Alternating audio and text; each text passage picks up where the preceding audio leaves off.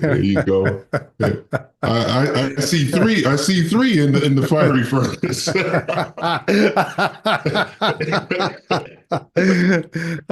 Yes, And one of them, sir. Yes, sir. the image One of them is like of likened Jay unto Witt. Philip Anthony Mitchell. One of them is likened unto Philip Anthony Mitchell. We got the two that are regulars. We got Philip Anthony Mitchell over here, right? Gotta, uh, no, I he's the have to two. hold him You're down. the one. Yeah, yeah. Let me put that one on. Yes, sir. Oh, man. Yeah, that's wild. Yes, we were just cracking up about the totally gratuitous usage of the Wait, no, no, word no, the no, word no. Let's testicles. let's let's We get to there. let's wait till we get Getting in there. there too Yeah, soon. just wait till we get Yeah, let's get there. it. Let's get it. Yes, sir. Uh, So we're gonna. You got some comments, man. Since I'm here, should I go back to reading a wise saying? No, we're gonna ditch that for tonight. yeah, Yeah, let's we'll just ditch it keep for it. We'll tonight. keep it Yeah. light. And what's up, folks? Crystal, what's going on? Mm-hmm. John Johnson, what's happening? Trent View, good to see you back in effect. Daryl, my man, what's Mm-hmm. happening? Sometimes I see these names and I'm like, do I know you from the YouTube space or are we connected from another space? But either way, delighted to see everybody popping in tonight. Mm-hmm. This is going to Be be sure to go over to my page, right? drop your link, or if Crystal, maybe Crystal will Ah, drop it. yes. Let me see if Yeah. Well, let me see Crystal if I can might drop it she in might she there. might drop it for you. Uh, Okay. If she she's drops it, like that'll be the cool. Go over there. the Mm-hmm. fastest gun in the West when it comes to getting links and throwing them in. Dropping links. Yeah. Mm-hmm.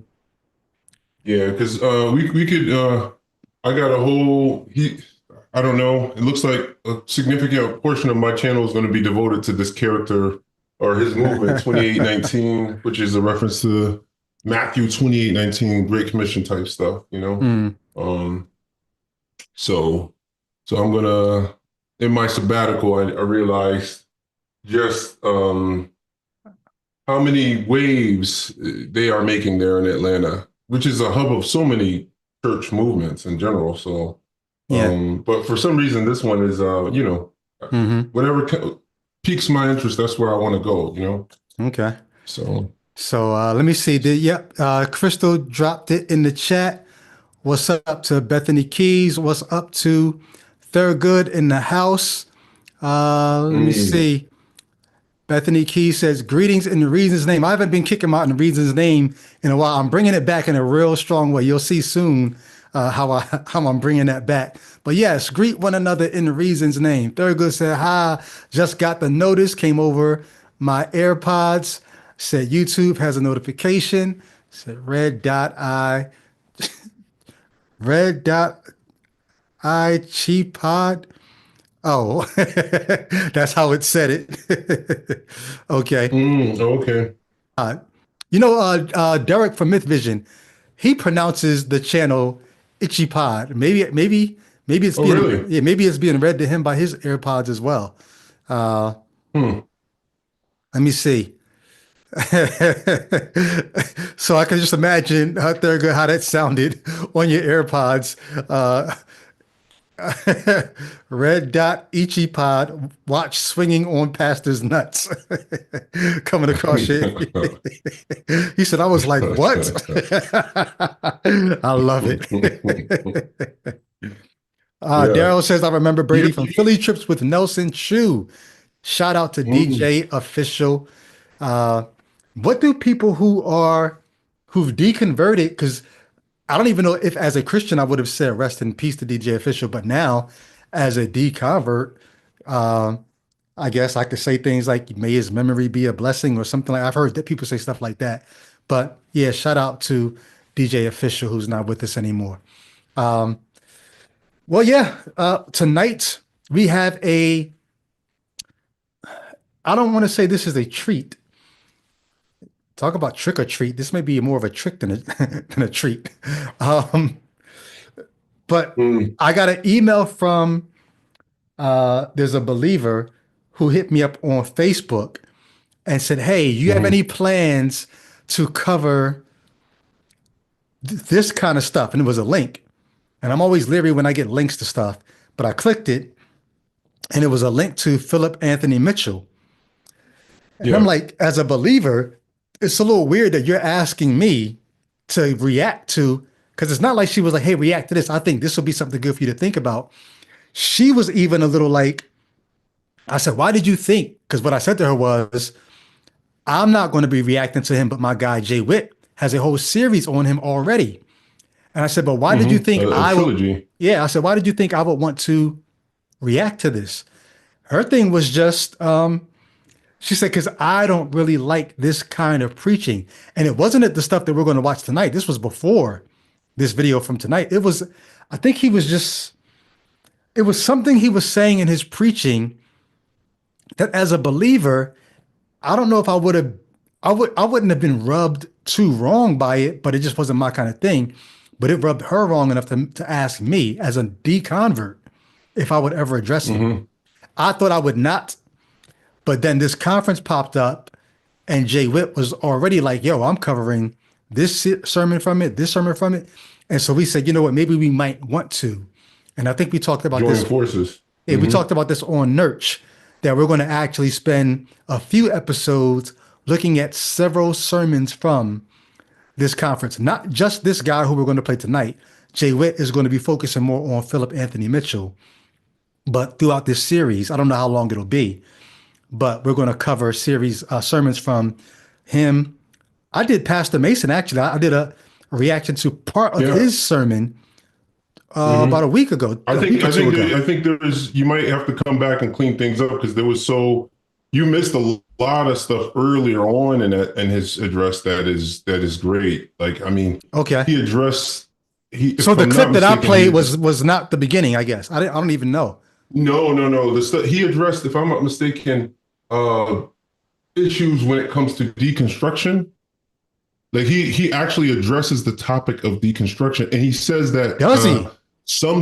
yeah, he says deconstruction is good in some way. So he Mm, tries to be balanced in his critique. I just think like yeah, it would be great to really because obviously he doesn't continue to take deconstruction as far as we've taken it, right? But right. he definitely addresses it directly. So it's like yeah, why not? Yeah. It's like a perfect it's a perfect fit for what we do, you know. Hmm. So and that Oh, same address too, by the way.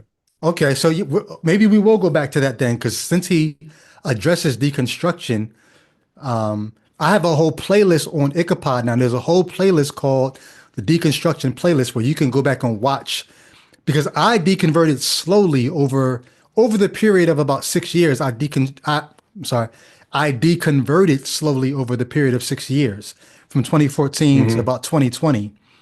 Starting in 2021 is when I began deconstructing. So I deconverted first. I just Hmm. knew I couldn't believe it anymore. It wasn't until I began to deconstruct that I could explain to others why I didn't believe it anymore, that I felt comfortable going public. So I would love to see what he's saying about deconstruction, because for them, it's possible to deconstruct without deconverting, which is true. But yeah, I would like to go back and see how he's working that out. Yeah, yeah, yeah. So I guess some of the preamble to today's episode, we had a conversation pretty extensive at one point Hmm. about the target demographic, right? Hmm. Is it a good time to jump into that now, or no? Just not just yet. One sec. If you are a Patreon, Ah, yes. I sent a link. Well, I put a post in Patreon just about an hour ago asking the Patreon supporters to help me make some decisions. I put together a little montage for the JR interview.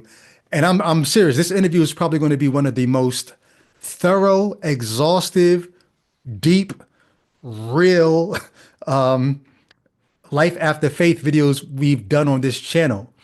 But it's such a long video that I wanted to put together a montage first so that when you go to watch it, it's almost like the whole montage is coming up on Ichabod. Like it's a preview of what Mm, you're going to see, so that the person who's tempted to just watch the first 20 minutes, if they see enough in the montage that makes them say, "Oh, I gotta wait till I get to that part. Oh, I can't end till I get to that part." mm, The montage is supposed to whet their appetite to make them want to get as far into the Mhm. episode as possible.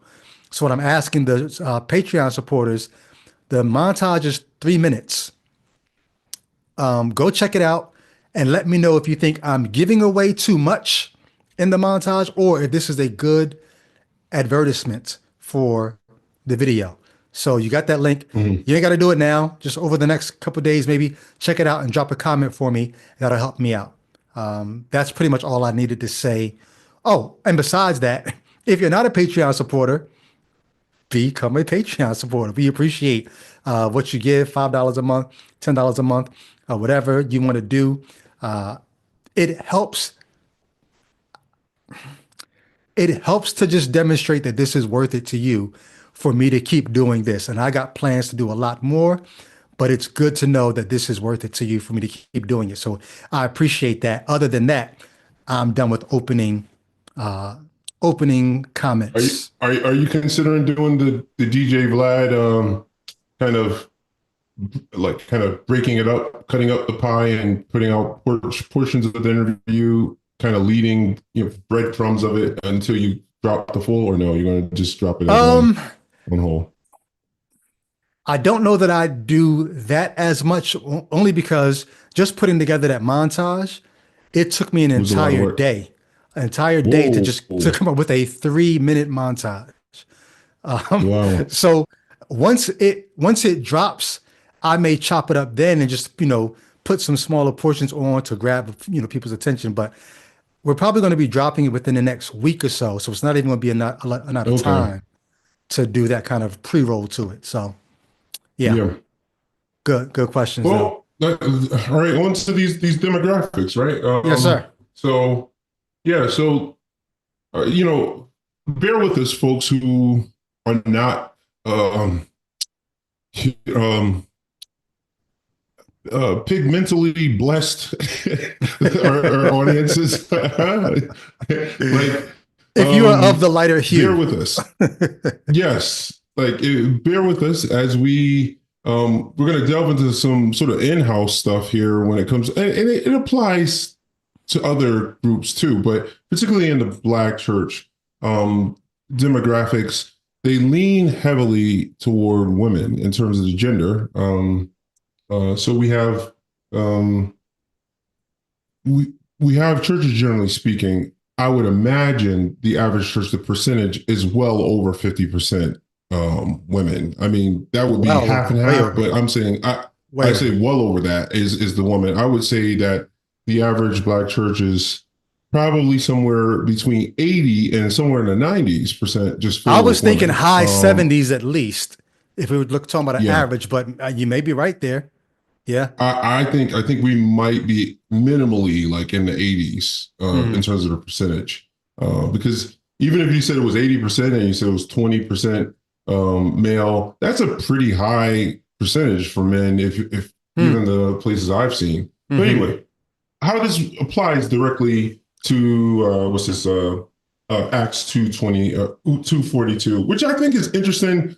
It does bring to mind the old Acts 29, which was led by Mark Driscoll. And it's interesting how there's just a constant desire for people to attach themselves to the book.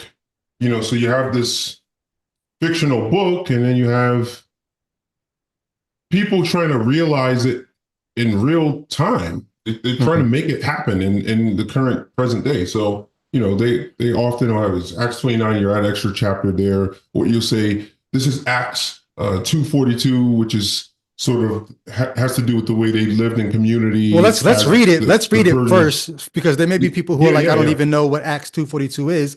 You may not even know yeah. what the scripture is, and you may not even know what we're referring to as it relates to this conference. So Acts 2:42, correct me if I'm wrong, because I still am on very much on the outskirts of even knowing what we're dealing with.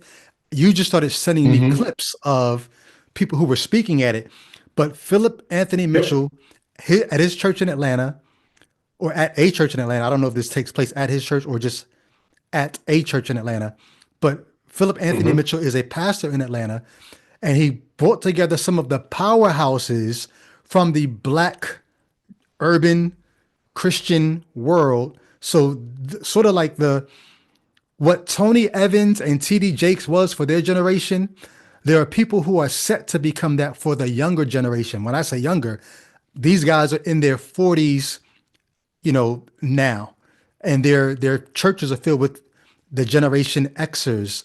Um, they're sort of the Well, Xers and up to like I don't know, Z. There's even some Gen Zs there. I'm really imagining, you know. okay. Yeah, I would imagine. Yeah. So he brings together some of the leaders from the I don't want to say young because these guys are not young anymore, but they're young compared to the old guard, to the people who were running the laps when we were young in ministry. Those guys are passing the Hmm. baton on to someone now, and it's people like at this conference. So the conference is called Acts 2:42, and Acts 2:42 reads, "And they, meaning the church, I think this is the church in Antioch, I would imagine at this point, and No, they, this is early Acts. So this is Jerusalem just after Pentecost. okay, and they, meaning the Hmm. believers, all these believers who are getting saved." And they devoted themselves to the apostles' teaching and fellowship, to the breaking of bread and the prayers. That's the verse. Hmm. So they're basically Hmm. saying we want to be a church that devotes ourselves to the apostles' teaching, fellowship, breaking bread, and the prayers. This is what they're going to be about. Hmm. That's this conference that took place, what, about a month ago now? Hmm. And some many Christians, I think it's worth noting here that a lot of Christians see this almost as a almost as a church thesis, like what a church should be. Like Hmm. it should include These the things. apostles' teaching. It Yeah. should include fellowship. And the breaking of bread, some people take to imply communion Mm. and to prayer. So a lot of people see these things as essential elements Mm. of Christianity. And I think it speaks to the broadness of the conference itself, but it's not particularly denominational. They're not getting into church polity or anything. They're talking about really in broad swaths about what applies to what they believe to be Christianity. Now, obviously, the implication here, because of the demographic, is in the way they are addressing people, like even swinging from the test. I mean, we're talking about a black demographic that they're targeting. So they are Mm. broadly, I guess you could say, an ecumenical kind of broad mass of just like black church people, and I guess they want to have it to be Mm. in that way. It's similar to was it Together for the Gospel? Mm. And some of the other conferences that were broad and ecumenical in their nature. And when I say ecumenical, not particularly uh, sectarian or denominational. Mm. Let's have this discussion real quick. We don't need to dwell on this long at all. You and I had a difference of Okay. opinions about what may have spawned a conference like this. We could both be Okay. wrong. We could both be a little bit right. But I was thinking a conference like this sort of helps to fan the flames and give the sense of revival or resurgence that's needed because I think what the church is experiencing is a lot of people wrestling with, questioning, doubting, and some even deserting the faith. And so with the fire that they're trying to brew up and this sermon that we're about to watch, they have, Hmm. I think it's been up for a week or two, and it's got Hmm. already 200 and almost 20,000, two hundred and twenty Yeah, they're thousand doing crazy views. numbers. Yeah, absolutely. So it's almost like, in what sense would you even need to feel the need for revival when you got that kind of a fervor around what you're doing? Organic kind of internet momentum. Yeah, yeah. Yeah. But either way, I was wondering to what degree this might be a response to, I know it could feel like everybody's leaving the faith because in the sermon that I watched, or I think online, I saw Eric Mason, the pastor who I uh, was critiquing part of his sermon about Jesus coming back from this conference. Hmm. I saw him online, and I think he even says it at the conference, maybe comparing what he's seeing to what the prophet Elijah saw in the Old Testament, Hmm. where he thought he was Yeah, the alone. remnant. Yeah, he thought he was Hmm. alone, and then God showed him that there's a remnant of 7,000 others who have not bowed the knee to this false God. And he says, Hmm. wow, look. And at this conference, we've got 7,000 people here.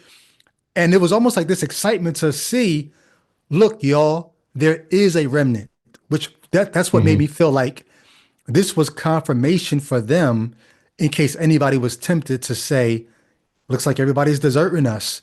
No, they're not. Hmm. There's still 7,000 of us. But you had a different, you thought this was maybe in reaction to something else.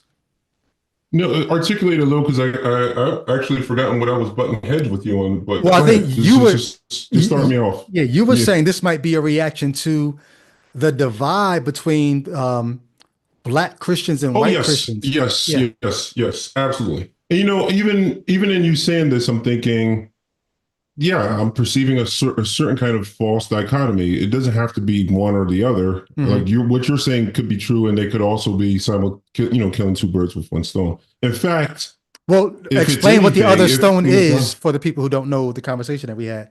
What's the other stone? Yeah, well, you can't look at the demographics of this conference and think that race isn't at play on some level. I Mm, mean, the panel members are all people of color. hmm I think he had one white person who spoke, one white man, but it was overwhelmingly Black American.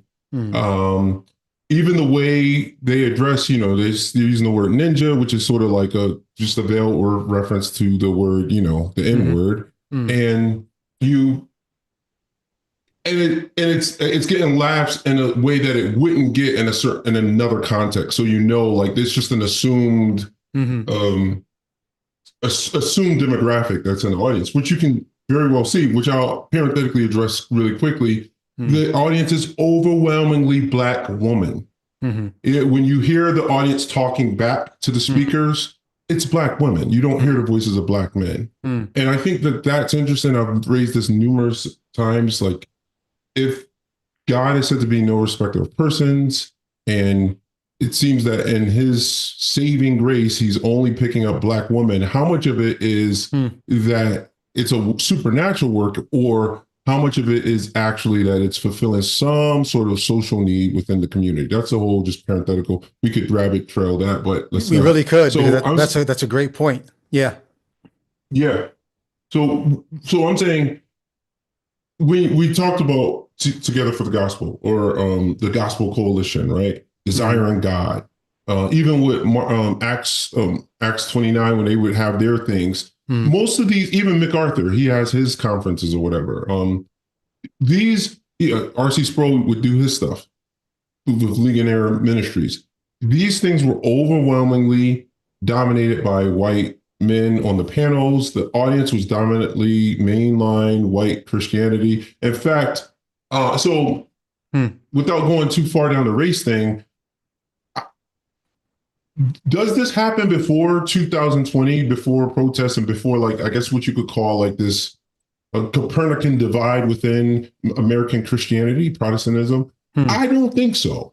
I think that people have, I think I saw an effort in the church before I even had left, hmm um, of many Black people tucking in their Blackness mm. to take part in mainline American Christianity. In other words, what I'm saying is you That's a have huge part of people JR's who, story, which when we get to his video, huge part of his story was he did that. He went to serve as an elder on a board at a mainly white church. Him and his family were the only black people there when he got there. So yeah, yeah, just to show you an example of what you're saying. Yeah. yeah, in the name of, for a certain kind of person, I think it's important that we, I guess, uh, place our flags down now. Like, these people who are on this panel, they aren't your grandmother's Black American Christian. These are Mm, people who are more theologically oriented. They care about what we've spoken about. I guess what was it, the last time I got together with you? We were talking about heterodoxy and orthodoxy. These are mm, people where those things really matter, and these mm, have caused them to often, take hard lines, draw hard lines denominationally. But you'll find this is an interesting hodgepodge, because Philip Anthony Mitchell has certain charismatic tendency, like glossolalia or speaking in tongues. So that's quite Mm, black church, mm, American church, and it's something that, well, there's just as I'm even describing it, I'm like, this is a huge complex thing. But let's go back to pre 2020. So many Black American people who were oriented toward theology in this kind of way would tuck their blackness in, their ethnicity mhm, in the name of trying to partner with an orthodoxy with their white brethren. And what happened to change that? Well, I mean, it's weird to bring Trump into this, but I honestly think it's a combination of some very highly publicized and polemical police shootings and mhm, police brutality, and the rise of not something we couldn't call anything other than Trumpism in America. mhm. The combination of the two uh, Well, led to roped the into emergence of, the black people dying at the hands of police. You're not saying it, but roped into that is the Black Lives Matter yeah, protest Black Lives Matter. movement and Mm-hmm. then the reaction to that. Yeah. And And so what ends up happening is you begin to, there's quite a vociferous mob of white, virulent racists in America that made themselves a little more visible than they had been previously due to the racial tensions in America. mm, Um, and you also had blacks who, for better or for worse, wanted to address certain things and protested in better and worse ways, right? And then what ends up happening is the way this found its expression within the Black American church was a serious reckoning. Well, obviously, you always had a hugely divided American church that was black and white, but there were those like I'll mention Lecrae, who was sort of like a crossover guy who was mhm, active with like John Piper and some of these other mainline American white Christians. But what you see is this, and it's so interesting. Many of these urban types were also very theological. So there was this sort of um, mm, this admirable conjunction, Jonathan Edwards would say of Christ. There was an admirable conjunction of diverse excellencies or interests, I would say, in this case, in these Black Americans, because you had these guys who were often very hood, but mm, also sort of educated and mhm, theological. And those were the ones that were gravitating toward me. Like, so you had the guy with the braids in his hair standing beside John Piper with his comb over, right? mhm, So like that was what was going on a regular. Or these guys were hailing guys like R.C. Sproul, who looked like they could have been in Ronald Reagan's cabinet or something, with their tweed blazers and neckties and stuff. And then you had these guys wearing their fatigues and Tims and stuff with the braids right alongside them, and they found concord and unity because of the theology. And then mhm. what does 2020 do, and Mike Brown and all this stuff? It breaks all that up because suddenly um, these people who seem to really value and prize theology, suddenly they got very Brady, enter in. I'm saying so much, but I know you know where I'm headed. So take over.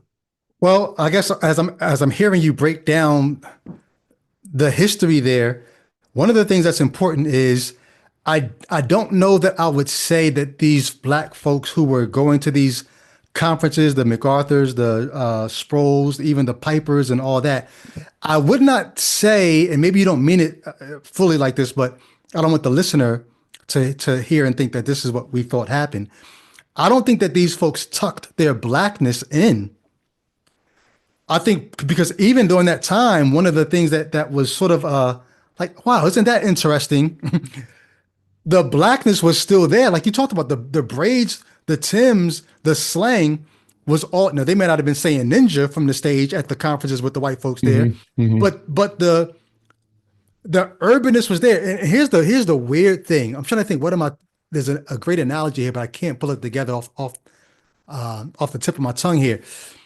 But it's almost as if all that great theology and all that cultural mm-hmm, relevance that came together in what we used to call when I was in the Christian hip hop world, these urbanites, these Christ-centered mm-hmm, urbanites, all of that was welded together in this black person who was educated. A lot of times they were educated because white folks had actually put up scholarships for these black Hmm. pastors to go to these Bible colleges and these seminaries and get these degrees and then go back and plant churches in the inner city. A lot of these churches that were started with seed money from outside churches, white churches. But all of this Well, let stuff me that tag me in go ahead. real quick, and I'll tag right out. I want to piggyback on what you said when you said tucking in it. I agree with you. That's not what I meant. I meant tucking in terms of the culture was European. Like the hymns, like when you went to the conference, you didn't At the go there and conference, you're saying. experience black Okay. church. Yeah, that's you Right. didn't go there and experience all the tropes of black church. You experienced European style or American European style church. That's it. Tagged Right. out. Yep. But so the other side of that coin, though, I don't know how long Eric Mason has been doing the Thriving Conference, but the Thriving Conference was the reverse. This is interesting. And we got to get to this video too. But it's Yeah, interesting yeah, because yeah. No. I rem Eric Mason had to have been doing Thriving before, I think it was after Trayvon Martin. No, it was after Tamir Rice, but before Mike Okay. Brown. So think about between Tamir Rice and Mike Brown. If you think about those police shootings of Tamir Rice, the kid who was playing, 12-year-old kid playing with a toy gun in the park, police pulls up, jumps out the car, I think it was less than Yeah. 3 seconds, shoots and kills the kid. Hmm. Tamir Rice, and then sometime later, Mike Brown. In between there, Eric Mason was doing his Thriving Conference. And I remember there were white folks who were coming into the city of Philadelphia to go to the Thriving Conference. They were in the minority. And it was the Hmm. black urban cultural flavor there, a little hip hop, but definitely urban. Uh, Hmm. and I remember it was very interesting that around the time that the Black Lives Matter stuff started really popping off, and you could see the Hmm. beginning of the divide because all these black churches, you talk about Thabiti Annuali and all these other folks, they Hmm. started trying to figure Hmm. out where am I going to stand in relation to these white people who paid for me to go to school, who helped me plant this church, where am I going to stand? And I remember Eric Mason turned one of the Thriving conferences into almost a scathing rebuke of white Christianity. So much so that he Hmm. had to, because my mother she still goes to this church. He ended up having to apologize to the congregation Hmm. after the conference for how hard he was going at the white folks who were actually even there at the conference. So I'm just saying that to Hmm. say Hmm. you did have blacks who were going to these white spaces during the time when they were blending, but then Hmm. you also had this black thing beginning to happen before the Black Lives Matter movement popped off, where the whites were beginning to say, oh, no, Hmm. no, no, no, we can come to your spaces too. It was happening. But then that race issue reared This its is so head. good. Yeah, that's good. Last Hmm. thing I'll say, the race issue reared its head, and the two that were becoming one, now they are back to being two. And here's the weirdest thing. It's almost as if these white professional educated pastors and these black hood, at least inner city maybe, educated at these white schools had come together. But now when you see them, it's almost as if that that white educated pastor, professional pastor, whatever, they're almost like the outer body experience now looking back at their black counterparts saying, what happened? I thought we were two souls in one body. Now we're back on the Hmm. outside looking at you like we can't get back in anymore. And that's sort of what conferences like the one Hmm. we're about to watch feels like. The white dude is on the outside now, like we can't get Hmm. back in. There's something stopping us from getting back in. Hmm.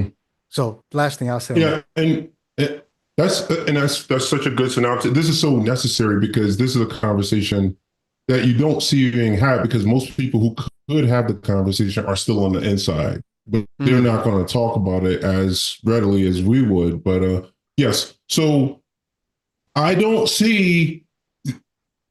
Well, there was no such thing as this kind of conference prior to I don't know, the late 2010s or so Right, 2010s, right? right, right. It wasn't around. Like what Yeah. was happening was all of the people who are on the panel who are speakers here, they would have been taking part in maybe something that Desire of God, MacArthur, someplace. They would have been Acts 29. They would have been at Together for the Gospel. They would have been Hold trying on. the Sovereign Grace. Go If ahead. you don't, you don't mind, let me make this comment real quick. Paul Franklin just made a great comment.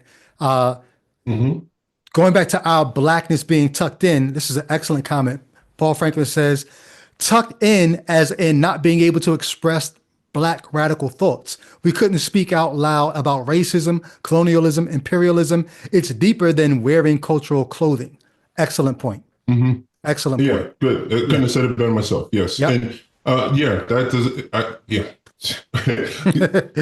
piggybacking on all of that stuff, right? So, hmm so this is so important. I know it's like, oh, these guys. This is supposed to be the preface to the conversation, but if you don't understand this part, you don't understand the rest of the conference because Philip Right. Anthony Mitchell and his movement, the progenitor of that movement is, they're like, hmm. The afterbirth is the racial tension of the 2010s. Mm. That's the afterbirth. They are the actual child of all of that. They're the child of um, all the labor that was the racial animosity that Mm. led to this, right? So and so you have to understand the pre 2010s, which would have been these years of concord, maybe a decade in the at the turn of the century, right? A Mm. decade or so of concord, people coming together due to the internet, discovering that the theology of previous centuries answered many of their theological questions because there was sort of I don't know, and after American evangelicalism met television, there was sort of like a watering down of the intellectual meat of American Christianity. Because remember, it was quite intellectual previously. You had the Puritans and et cetera, but somewhere in the mid 20th century, this sort of revivalism, it Mm. probably started at the beginning of the 20th century. Billy Sunday, all of those guys. And then by the time we get to the turn of there's a newer generation of people who are more of them are going to college than any of their predecessors, their grandparents and mothers and fathers, and they're on the internet and they're discovering Mm. reform theology, et cetera. And Mm. that's what brings these two separated church, and to the point where I remember being among white folks and seeing people really believing that we had reached. It was almost like all of the promise of the Obama presidency that people thought when he initially got elected. It's like, Mm. wow, this is proof the Spirit's at work. The theology has brought us all together, right? Mm. And then comes the 2010s, and we realize you thought you were together on the basis of theology, but as Mm. Paul Franklin notices Mhm. that it was devoid of all of those elements that have been active in Black resistance in America through the centuries. Yeah. It was devoid of that. We didn't, so long as you didn't talk about Frederick Douglass, so long as you didn't talk about the real Martin Luther King, so long as you didn't talk about Malcolm Mm. X or any of those kinds of thoughts, the Black Panthers and your particular cultural heritage, Mm. you were fine. But Wow. all of those things Mm. came back out in the 2010s when we were faced with the same kinds of social issues that the 60s were going on in the 60s. And then that's when you saw the divide. It was like, it's like if Moses parted the Red Sea, Joshua parted the River Jordan, right? So Mm. if the 60s we saw the schism in the church between the black and the white, the 2010s made us see again a Mm. new racial divide. And what we're dealing with now, that brings us to present day. Mm. What are we dealing with in Acts 2:42? What we're dealing with is basically a racial separatist group. Now, they don't think of it as that. Mm. And I want to be careful not to characterize it. I don't think that's their goal. But what they have done is they've created a pocket, a quite significant pocket, for a certain kind of racial expression of it's like, okay, we can do our good theology with just black people as opposed to the great integrated kind of, I Mm. should shut up here and let you, I know I can see you have some thoughts. Go ahead. Well, no, I'm not going to share anything. I think what I want to do, you sort of said something that needed to be said, but I'll explain it a little bit more. This long intro is good because this is not just the intro to the video we're about to watch. Everything we've said so far is a good introduction to one of the things you need to keep in mind about as we look at what this conference actually is. And as you look at the Mhm. demographic and as you look at the crowd and you look at the preaching and you look at what's important, just keep in mind the things that we've said, and we'll actually be able to point people back to this episode as we get deeper into this series. We can tell them to go back and watch. Go back and watch Swinging on Pastor's Nuts. No. And you, Yeah, we need to get into this yeah. So, anything else that we need to say by way of introduction or way of But setting the honestly, stage? that's a perfect segue, right? No pastor that's a black pastor would have said that Well, hold at on. Let's Desiring God. let well, well, let's No, let's no, no. let's It's the get title of the episode, right? right. But I'm saying let's get to him saying it before we talk too much more about it. Okay. You know, because Yeah, but you understand what I'm saying? Like that sums up everything we just were saying. Like that's say so that when we get to it. yeah. Okay. All Yeah. right, let's get into something. Yeah, Okay. let's load her up. All right. Now, so we put on my little. So we got Philip Anthony Mitchell, who's the protagonist in today's episode. All right. So of course, as we can I play this any quicker than I'm trying to think, how can I do this? Play as no, autoplay, repeat. I can't speed this up. So we're gonna have to That's play it fine. at I have regular speed. timestamps. I got timestamps, man. Well, So we can skip uh, around. no, it wasn't that. It was me wanting to. Okay, well, let's let him cook for the first couple minutes, and then Let we'll me start cook. jumping Yeah. around after that. All right. Did All I right. share sound? I did not share sound. Give me a second. Share computer sound.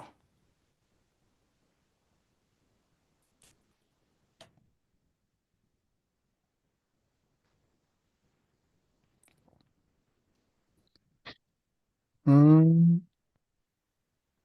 All right. I think it's sharing sound. If it's not, let me know. No, it All right. isn't. I don't hear Well, anything. I didn't play it yet, Okay. but you see it, all right? Yeah. You see me? No, I got something else on my screen. Yeah. But here it Okay. goes. Family, in the year 2012, I knew a man that started a church and pastored that church for a number of years with a veiled view of the real great, how can I say, the great vision of who God really is. And while he was faithful in his preaching and while he was faithful in his labor, he served that church with a veiled view of the real nature of who God was. Until in the year 2018, December, he took a trip with his wife. They left the United States and traveled to the holiest place on earth. Is it a spoiler alert? Should we just say who he's talking about here? Hey, I thought about spoiling it for them, but yeah, go ahead. Go ahead, Brady. He's talking about himself, right? Mm-hmm. So the man he's And talking about. you stopped at a great point too, because he says he went to the holiest place Well, on earth, which I think is important. hold on. Yeah, let's go point by point. He's talking about himself having been pastoring for a number of years, pastoring the church for a number of years, but during that time had a veiled view of God's greatness. Mm-hmm. I immediately think about anytime somebody talks about what was wrong with their Christian walk before they quote unquote got their enlightenment, before the light came on, before they came up. You had a veiled view. Think about this though. Resume the camera lens back from the story he wants you to listen to. He wants you to listen to a Mm-hmm. story about a man who pastored a church, who went overseas, had this great experience, he got enlightened. But no, before you get there, Think about what he's already told you. The great God that he wants you to believe that this person is going to meet, the person is him, by the way. He's the person he's talking about. This Mm-hmm. great God Mm-hmm. allowed him to pastor a church for a number of years with a veiled view of that God. Like, Mm-hmm. okay, the story's going to get better. You're going to get this epiphany. You're going to get that. Cool. But for several years, God allowed you to serve him and serve people, lead them with a dim view of who God is. Like sometimes I think Mm-hmm. Christians don't realize how much they're telling on the negligent God that they worship.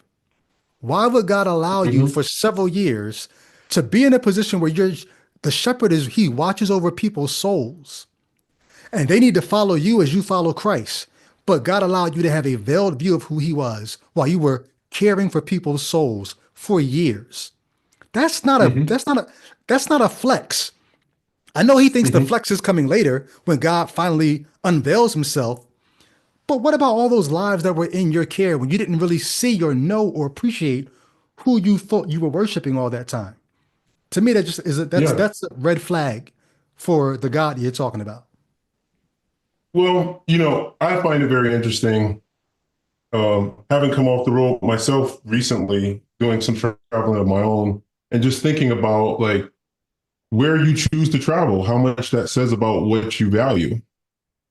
Like here you have a man of Trinidadian descent, um, who's the son basically of slavery in the West. Mm-hmm.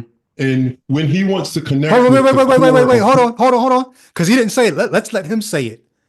And then you can say, because I know where you're going. I thought the same all things right, about the holiest place, but I stopped him too soon. Let's let him say it, and then you mm-hmm, can drill down on that. absolutely, absolutely. Nature of who God was. Until in the year 2018, December, he took a trip with his wife. They left the United States and traveled to the holiest place on earth. Hold on. Viewer, watcher, listener, where do you think he's talking about? Before Jay Witt tells you, where do you think the holiest place on earth is? Like, would you know if somebody just said, hey, I just came back from the holiest place on earth? Where is Mm-hmm. that? And why is it the place that you might think it is? Why is it the place that he thinks it is? Let me let him cook, and then I'll let Jay Witt talk about what may be problematic about this. The nation of Israel. And while he was in the nation of Israel, traveling the whole nation from the northern part of the nation to the southern part of the nation, his life was rocked when he saw a type of reverence for God in Israel that he had not seen in the United States of America. Talk to us. All right. So there's so much to say here, right? So he goes to Israel and he's rocked by what he sees there. Mm-hmm. And what else do you think was occurring in 2018? I referred to the fact that he's the son of Trinidadian immigrants to New York. Let's take a look at what was going on in Trinidad in 2018. In 2018, Trinidad and Tobago finally decriminalized homosexuality. Let me say that one more time. Mm-hmm. In 2018, the same year that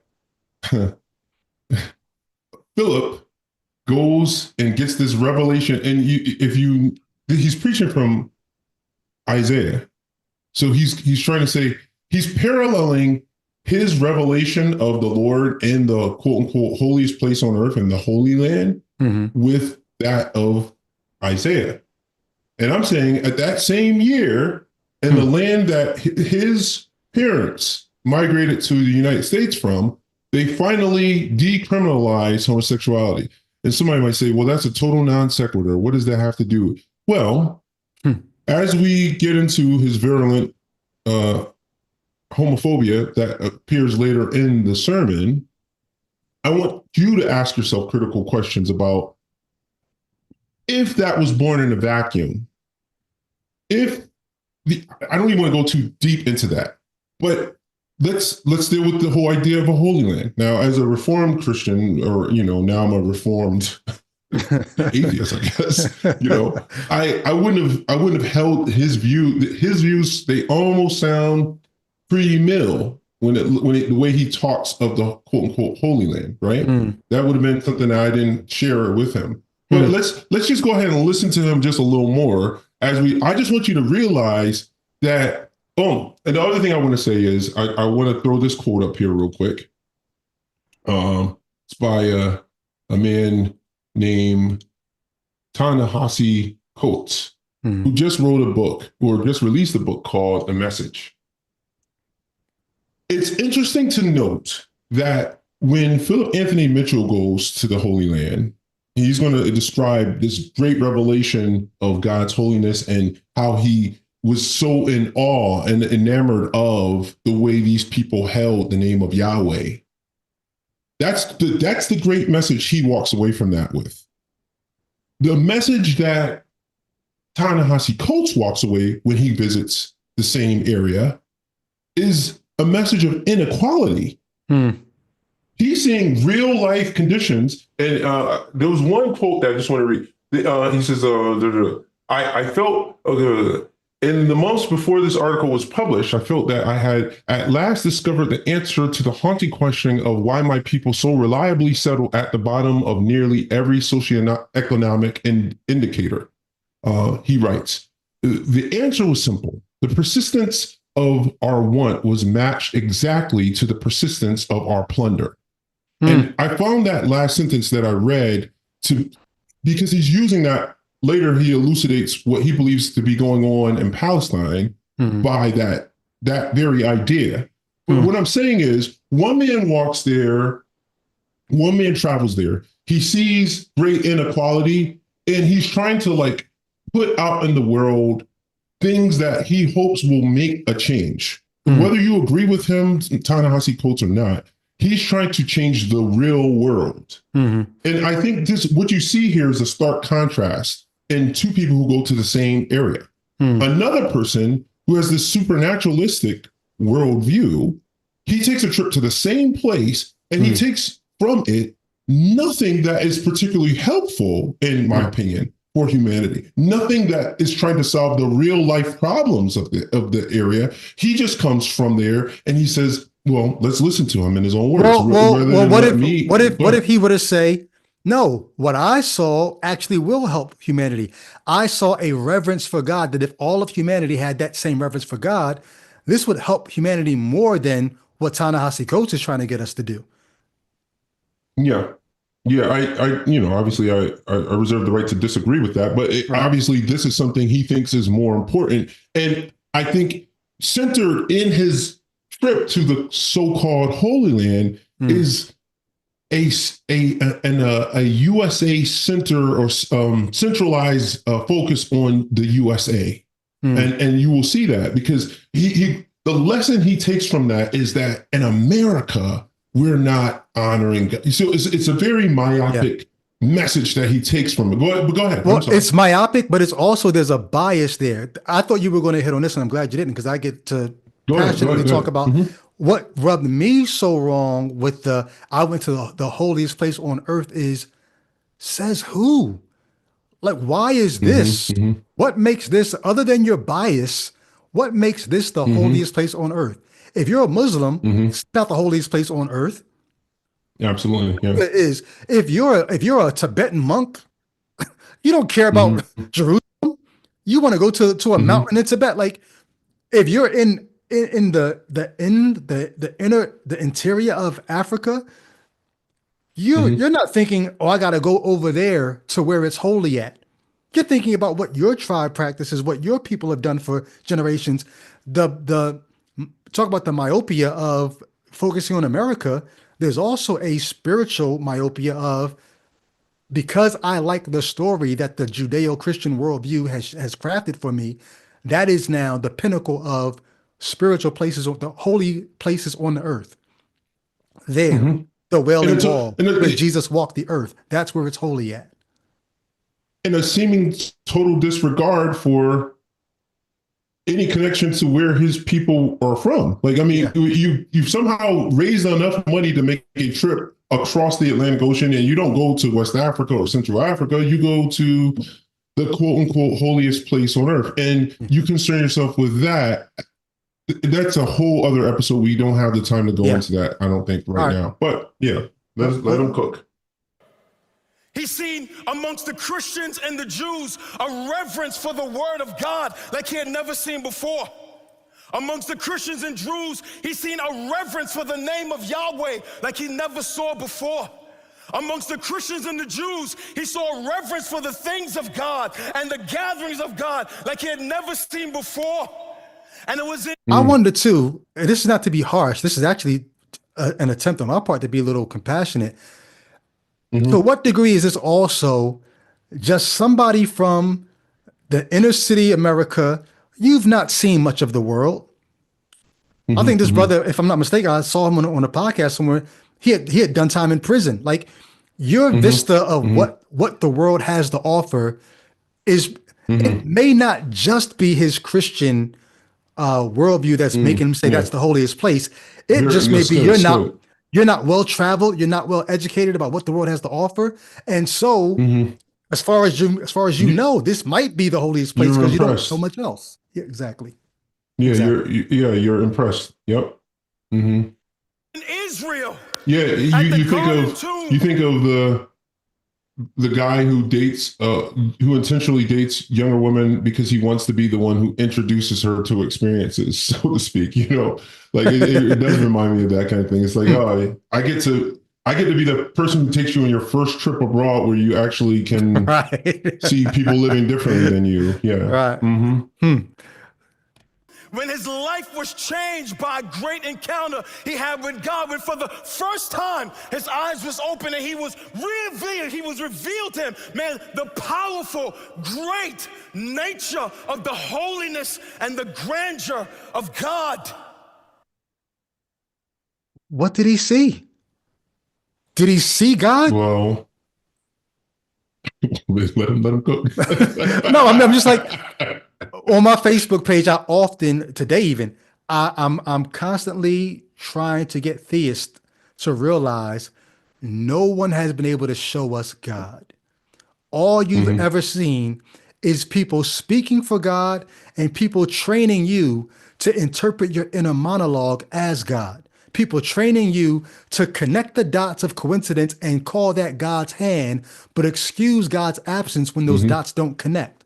You've never seen God. So for him to say, I went there and I saw what did you see that impressed you so much to make you think you saw God, and not just you saw the places where the book that's telling you about God is, you saw the setting where all those things happen. And that young man hopped on a plane and flew back, man, 14 hours from Tel Aviv, conflicted in his soul that he had seen, man, a reverence for God like he had not seen in the United States. And when he got back to his nation, man, he would look across the United States. Yeah, so that's the kind of like United States kind of focus that he has. It's like the message he takes, like I said, he doesn't look there and see basically apartheid, which is what Ta-Nehisi Coates describes in his book, The Message. No, what he sees is reverence for God. And that's the most important message from that he takes is, oh, I need to see that happening in America. So it sort of bottlenecks down to like it. However broad it was, it starts out, it gets whittled down to, oh, I just want to see this happening in America, whatever, very unnuanced version of whatever he was looking at in Israel. He now wants to replicate it in America. And notice how he ropes in Jews and Christians. Right. Like, it's almost like a very pre-millennial kind of, it's almost like there is no other name under heaven whereby men must be saved. It's almost like we throw that out for the sake of the larger message that these people reverence Yahweh. You know, even the usage of the word Yahweh, the name Yahweh, seems to almost, it's it's like excessively ecumenical in a sense, you know? Wow. Anyway, yeah, I'm sorry. Yeah. Well, no, I mean it's interesting. I didn't think about this before, but there's a very real sense in which Christians need Jews. Christians Hmm. need Jews because they serve as a living, breathing example that see this thing that we believe has historical referent. There, Hmm. there's Roots, yeah. Hmm. it has roots. Never mind the fact that the people that we look at as and call the nation of Israel today are people who came from Eastern Europe after the Jews had migrated, branched out, had intermarried with people from different ethnicities, and those people's descendants are the ones who went back into Israel. Never mind that. It's just this confirms that the scaffolding for this cross, this Jesus story that we tell, that scaffolding is built on something real. So I've got to keep roping the Jews in because they're the foundation for the thing that I want to believe. I can't just come to you with the cross. I can point at them and say, I can see how this got to be real because look, they're still there. They just don't carry it all the way to the Hmm. cross, but they're still there. Hmm. So Hmm. Judeo-Christian is the Christian's way to say our thing has historical roots. So And I guess we must say that also. I just really quickly. Do you really think like what service is their reverence for Yahweh? That is the Jews that he mentions in his reverence that he saw throughout Israel. mhm. What significance does it have if this very Yahweh will cast them into hell according to his Bible or his fundamentalist belief? Like, can they even reverence Yahweh Mm, properly without accepting no one comes to the Father but by me? mm. Right? I mean, there is no other name under heaven given unto men whereby we must be saved. It's in the name of Christ, right? So why are you? But anyway, I don't want to. Yeah, we'll let them cook for a The minute or two only more reason. before we start skipping around. Yeah. Let's do it. States of America, and his heart would be grieved as he realized there were so many people who called themselves disciples, but they were living a Christianity void of the same revelation that he had when he was Israel. May all these people, men, women who call themselves. Sorry, I didn't mean to stop it so soon.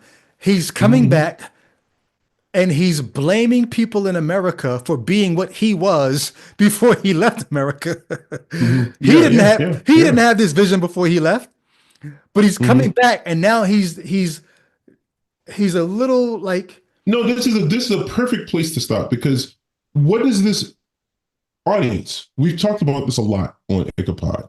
This is narcissism. mm, You got to be extraordinarily narcissistic to be the very thing that you're now describing prior to your trip. Go to on your trip and then think you're so important that it's your job now to like like now this is the problem. This is the right. singular. You understand what I mean? This is It's certain kind of it's it's sort of what self-centeredness. it's sort of what Donald Trump does. When Donald Trump learns a new thing, he comes back and he says, "I don't know if you know this, but it's like, wait, no, everyone knows that. You're the one that didn't know that. You just learned that, but now because you're impressed, in the same way, he had an experience that he feels like it changed his life, and he's coming back and he's saying to other people, now, who knows what experiences other people may have had where maybe they didn't have to go to Jerusalem to get a sense that the God they've been reading about is holy and deserves reverence. But because he had an experience, now he's coming back and saying, you know what's wrong with y'all? Y'all didn't see what I saw. So you didn't see what you Yeah, saw the before you went whole there. American church. Right. Yeah, it's like the whole American church. I mean, to hell with Legionnaire, John MacArthur. I Hmm. mean, if I'm not mistaken, uh, R.C. Sproul wrote a book based on this very like passage that this pericope that he's preaching from on the holiness of God. Hmm. Like to hell with all of the history and decades of people doing scholarship and trying to get these very concepts into the minds of Americans. Well, you What they watched the whole needed is video. you. I was gonna say you watched the whole video. I didn't. Is his solution that you all need to go over there and have the experience that I had, or is Well, he no, going to no, try no, to? no. Thankfully, but it's just he's trying to with a more vivid. It's like you've referenced this a lot, like how a picture makes is worth 1,000 words, and you get the very real sense. What he tries to do it with his words, but if you see his body, his entire body he tries to use as a way of painting more vividly. So even when he was talking about seeing, it was almost like he wanted to make beams come from his eyes, like the figure of Christ in Revelation 1, right? He's like saying seeing, and he's using his hands to like to try to make you see beams coming from his eyes. And you see, like, even what he's doing, he talks with his entire body. I feel like he feels it's his job to make it more real by using his entire being to express the truths that he's trying to express. There's a part of the video with JR, the interview with JR, I'm going to ruin it for some of you guys, where he says, once you see how the magician does the trick, you're no longer impressed. And so watching his body language, the way the way Jay Witt just broke down what Philip Anthony Mitchell is doing here, all of his exaggeration, all of his hand moving, and even the way he's raising his voice. If you were having a regular conversation, he would not be speaking in that intonation, in that rhythm. Yeah. Even the way he's speaking is trying to give you an experience that the God of the Bible is not present to give you. But once you know how the magic trick is done, next time you're in church and somebody starts doing these things and they're waving their hands and they're punctuating their words, and once you know how the trick is done, you're no longer impressed. But you're right. Because God is not there to do it, he's got to do these things to make you feel like the Spirit moved. And that's such a good point, because you said earlier, when he goes to Israel, it's like, okay, is God there? Did he see it? No, he saw other people referencing the God. Right. And that was enough. It was like that was equivalent for him as Isaiah's the revelation of Isaiah, like seeing, the beatific vision. Like it was for him, it was equivalent to see somebody. Go ahead. I'm laughing because just yesterday I finally saw a video that went viral years ago. And you all are probably like, you didn't see that. I didn't see it until yesterday. I finally saw it. Have you ever heard somebody say, "Listen, Linda"? You know what that's from? No, I haven't. No, but go ahead. So if you're in the chat, you probably know. Somebody in the audience might get it. Yeah. Listen, Linda. There's this little black girl. She's got to be like 3 years old, yo. No more than 4, but like 3 years old. And she's in a daycare, and you see other kids in the background, and the daycare worker says, basically, I'm putting you in time out. Yes, I did hear this. Yes, I have heard this. Yeah, go ahead. So she gets put in time out, and this little girl starts reading this woman the riot act. Listen, Linda, when I get out of here, I'm going to go home, and I'm going to live my life free of you. I ain't gonna be. She's 3. And then somebody in the comment said, she has very strong mirroring neurons. And if you're not familiar with what that is, you're like, oh, that's why we do the things that we do. There's something in us that allows us to mirror what we see.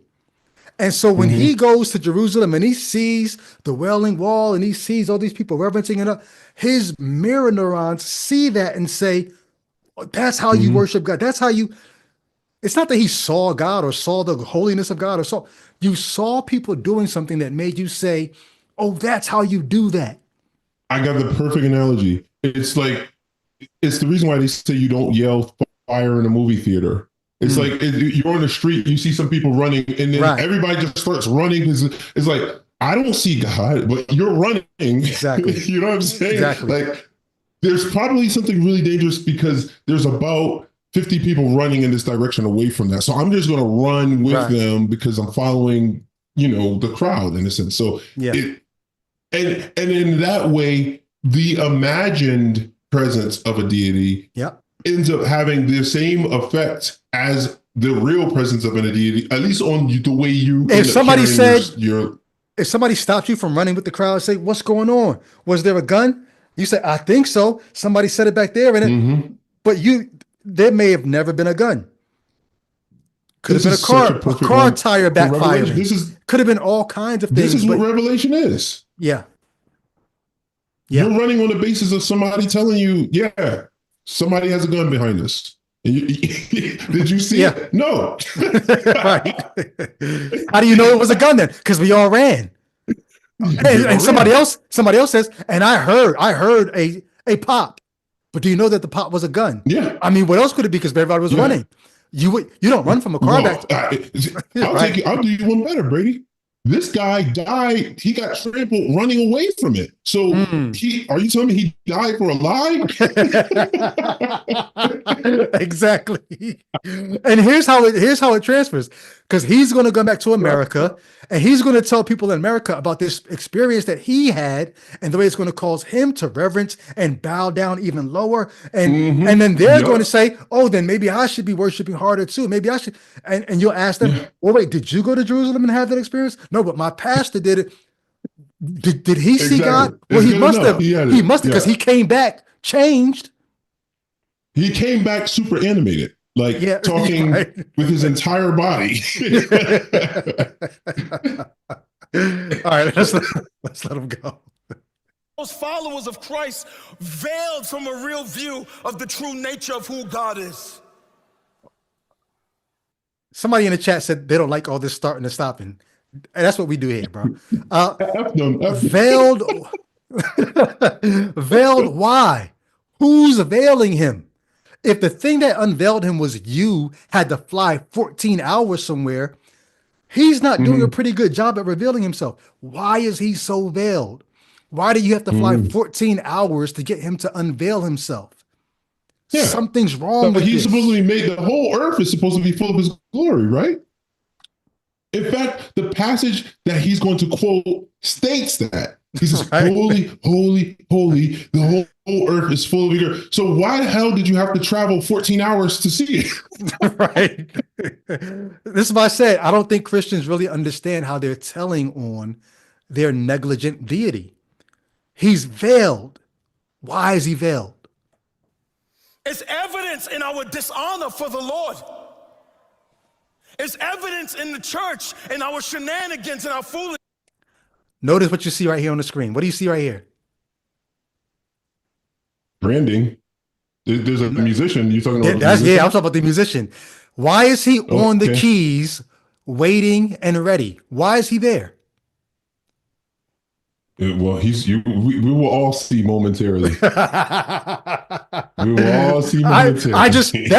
I didn't watch this far into it. I heard enough to make me say, okay. Oh, maybe I did. Maybe I missed it before. I just caught. He's in position. He's ready. And you need him there. Yep. If you're going to have. He's got to strike when the iron is hot, he's got to strike. Exactly. Yeah. He's got to be, if the church is God's feet and hands, the musician is God's Holy Spirit.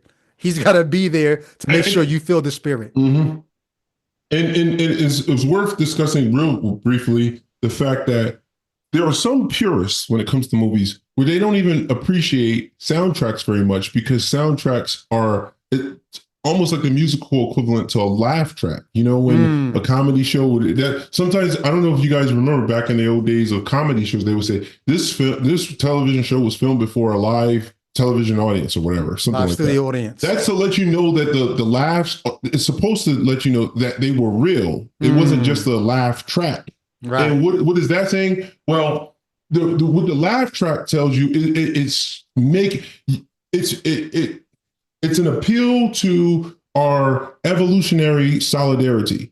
Like when we see someone else laughing, we're more inclined. So you ever see somebody laughing so hard, you start laughing at just the fact that they're laughing. Well, people began to understand that in making television, and they started employing things that they call a laugh track. That's that it's mirroring. Your cue for you to laugh. Right. That's that mirroring. Yep. And that's what we're doing. Soundtracks do the same. And soundtracks are similar in that when it's time to be sad, they cue the sad music. When it's time to be energetic, they cue up the music for Rocky running up the steps or whatever. You know, that's how it works. And this musician is doing a live. He's almost like the old theater guy who's playing live in the theater to accompany the film. It's like, this is your special effect. It's going to lift whatever he's saying. Once I see that you're getting emotionally worked up, and then I add this to it, it might just take you over the edge emotionally. That's purposeful. Yeah. It's evidence in all the things that pass for Christianity that are not orthodox according to the word. It's evidence in our love affair with false prophets, that we love anybody that got the word prophet in front of their name. And we sweat prophets and we swing on the testicles of prophets because we're too afraid to have our own prayer life or have reverence with the word of God.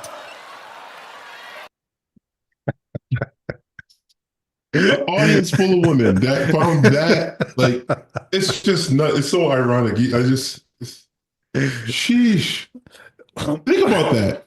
Mm-hmm. Like, why is that the thing that he has to use in the illustration? You have an audience, it's got to be 93% women or something like that. It's got to be like, that's where you go with it, brother. Well, that's the kind of language.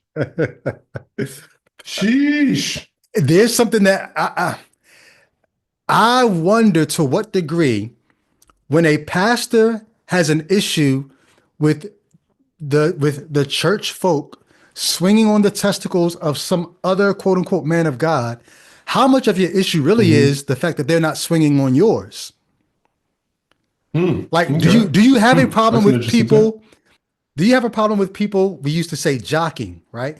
Do you have a problem with people jocking any man, or is it men that are just not you?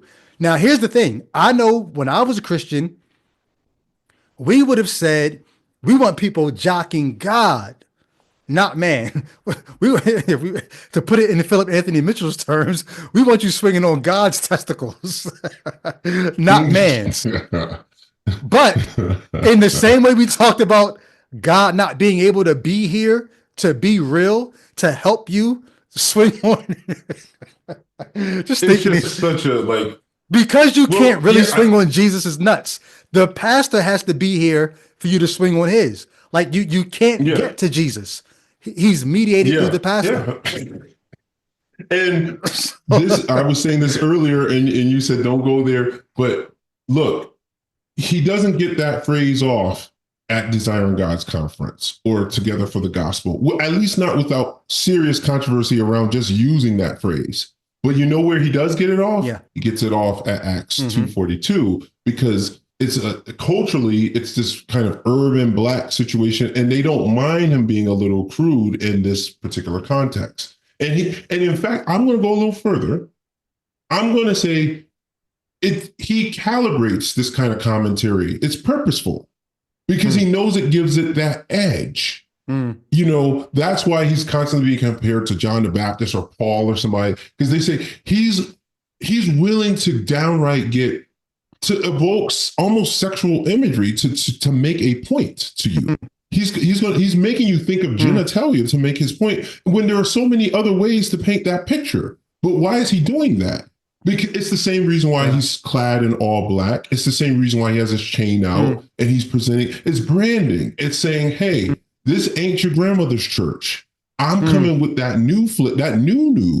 This is Ron's age wrapped up with that new. It's like, it's the same. You ever see the same box of Cinnamon Toast Crunch? They decided they were going to just do the packaging over. It's the same Cinnamon Toast Crunch. This is your grandmother's fundamentalism. Believe me, he's just dressed it up differently. It's a different package. He's, instead of wearing the suit and tie and having the podium, he's wearing a hoodie. He looks like he just got out of jail. He looks like he looks like the guy that could rob you.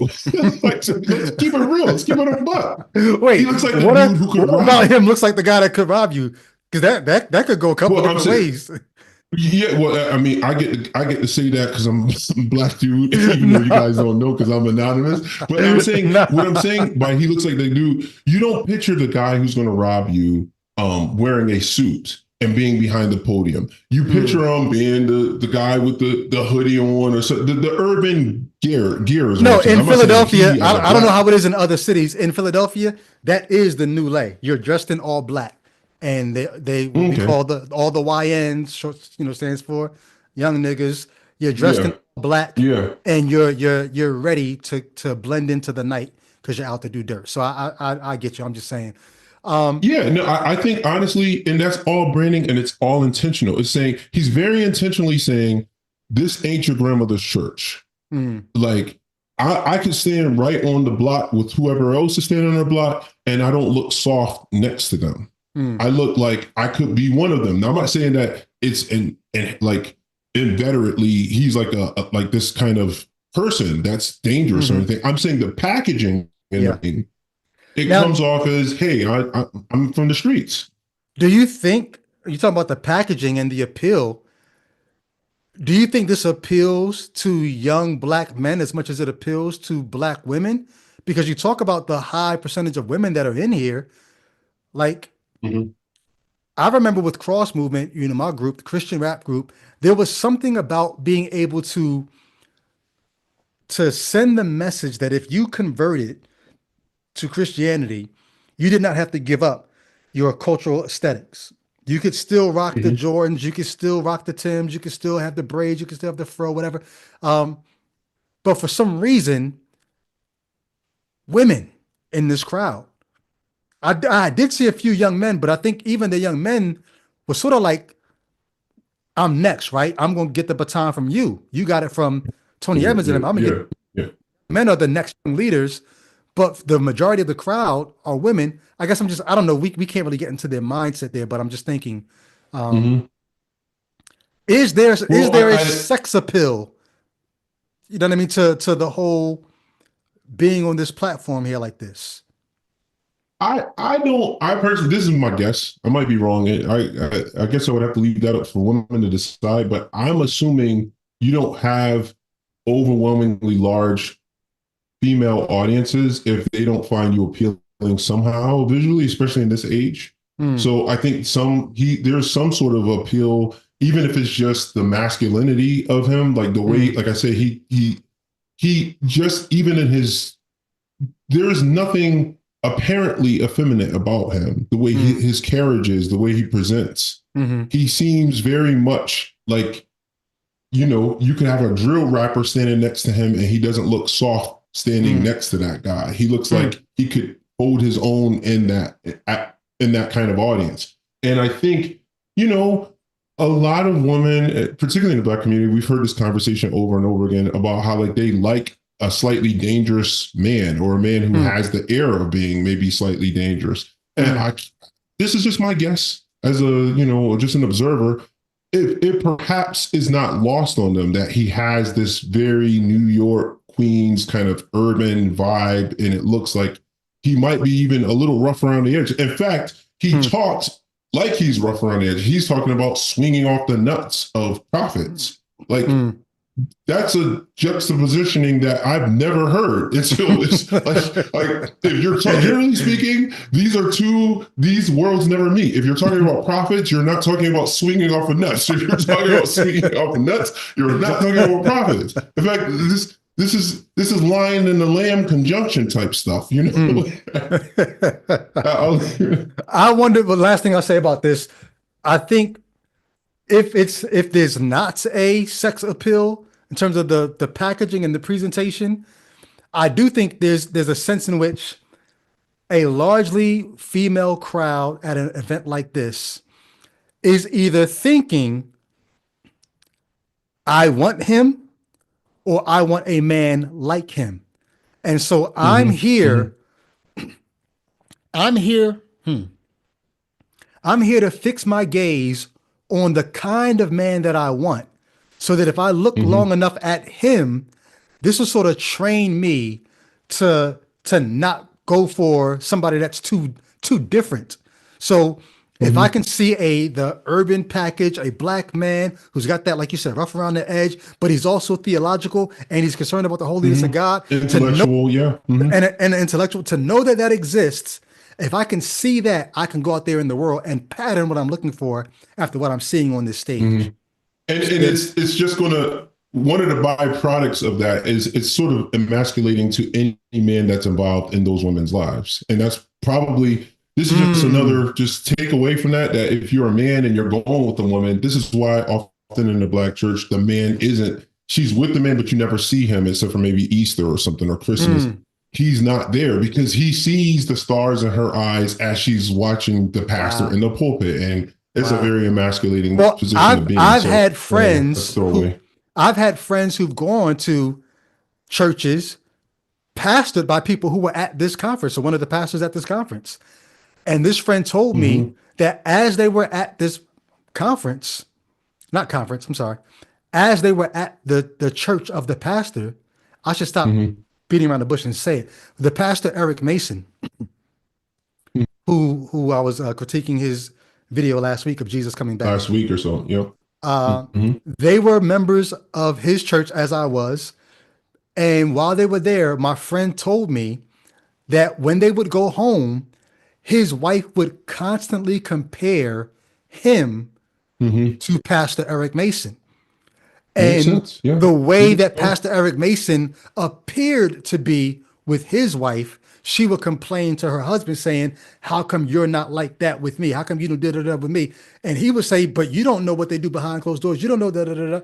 But what she was saying on the pulpit, she would go home and sort of like get on his case for not being the living, breathing, 24/7 version of what she was seeing on the pulpit. So I get what you mean when you say this could be intimidating to go to a conference like this with your wife and watch this guy on the stage. And watch your wife basically show him more respect and be all ears while he's talking. Then you go home and you're getting an argument about what's for dinner, So it's emasculating. Yeah, absolutely. Hey, look, we only scratched the surface here, but no, I have some timestamps. Okay. Okay, so let's go to 16 minutes in. Right at 16? Okay. Yeah, just go. Yeah, right at 16. Yeah, that's fine. So now what's going on here? I'll set them up real quick. What's going on here? He's describing the vision of Isaiah, and as the angels are crying out, "Holy, holy, holy," the pillars, I believe, they begin to shake. And go ahead, play it. All right. What chapter of Isaiah is this? Was it Isaiah 6, if I'm not mistaken? Okay. Well, where Isaiah has the vision of God's throne room, basically, right? I believe it's Isaiah 6. Yep. Yeah, let me see. Okay. All right, yes, here it goes. It's Isaiah 6. How much more? Okay, rewind it just a little because we're getting the special effects. Oh, yeah. Yeah, exactly. I was thinking the same thing. Yeah. The special effects is the arms outstretched, the waving around, all the theatrics that he's doing, combined with the organist. The music. Yeah. And this guy was saying organ. Well, that is an organ, but he's using like some sort of string patch. Okay. No ears to hear, no heart to believe. When it heard that the Lord was holy, the building moved in the presence of God. How much more? Now, of course, the building they're in is not going to move, so he's got to move. he's got to be the building for them. Yeah, it's like what Lord of the Rings, where the trees start to walk and talk. It's like, come on, man. Like, and mind you, it's interesting to know for branding, they're not using your typical grandma's organ. They're using an organ that's souped up in electronic, and it actually has something a lot more dramatic. It has like you can use strings on this so that it sounds more like a orchestral score than. So that's intentional. He's like, I don't want it to sound like old school organ. This is the new wave of church. That's an intentional move. Yeah, branding. Image of God. Who got eyes to see? It's not the organ we used to use at the beginning of exit strategy. Exactly. That everybody used to complain about. And ears to hear and hearts to believe. When you hear that the Lord is holy, how much more should we be moved in our soul?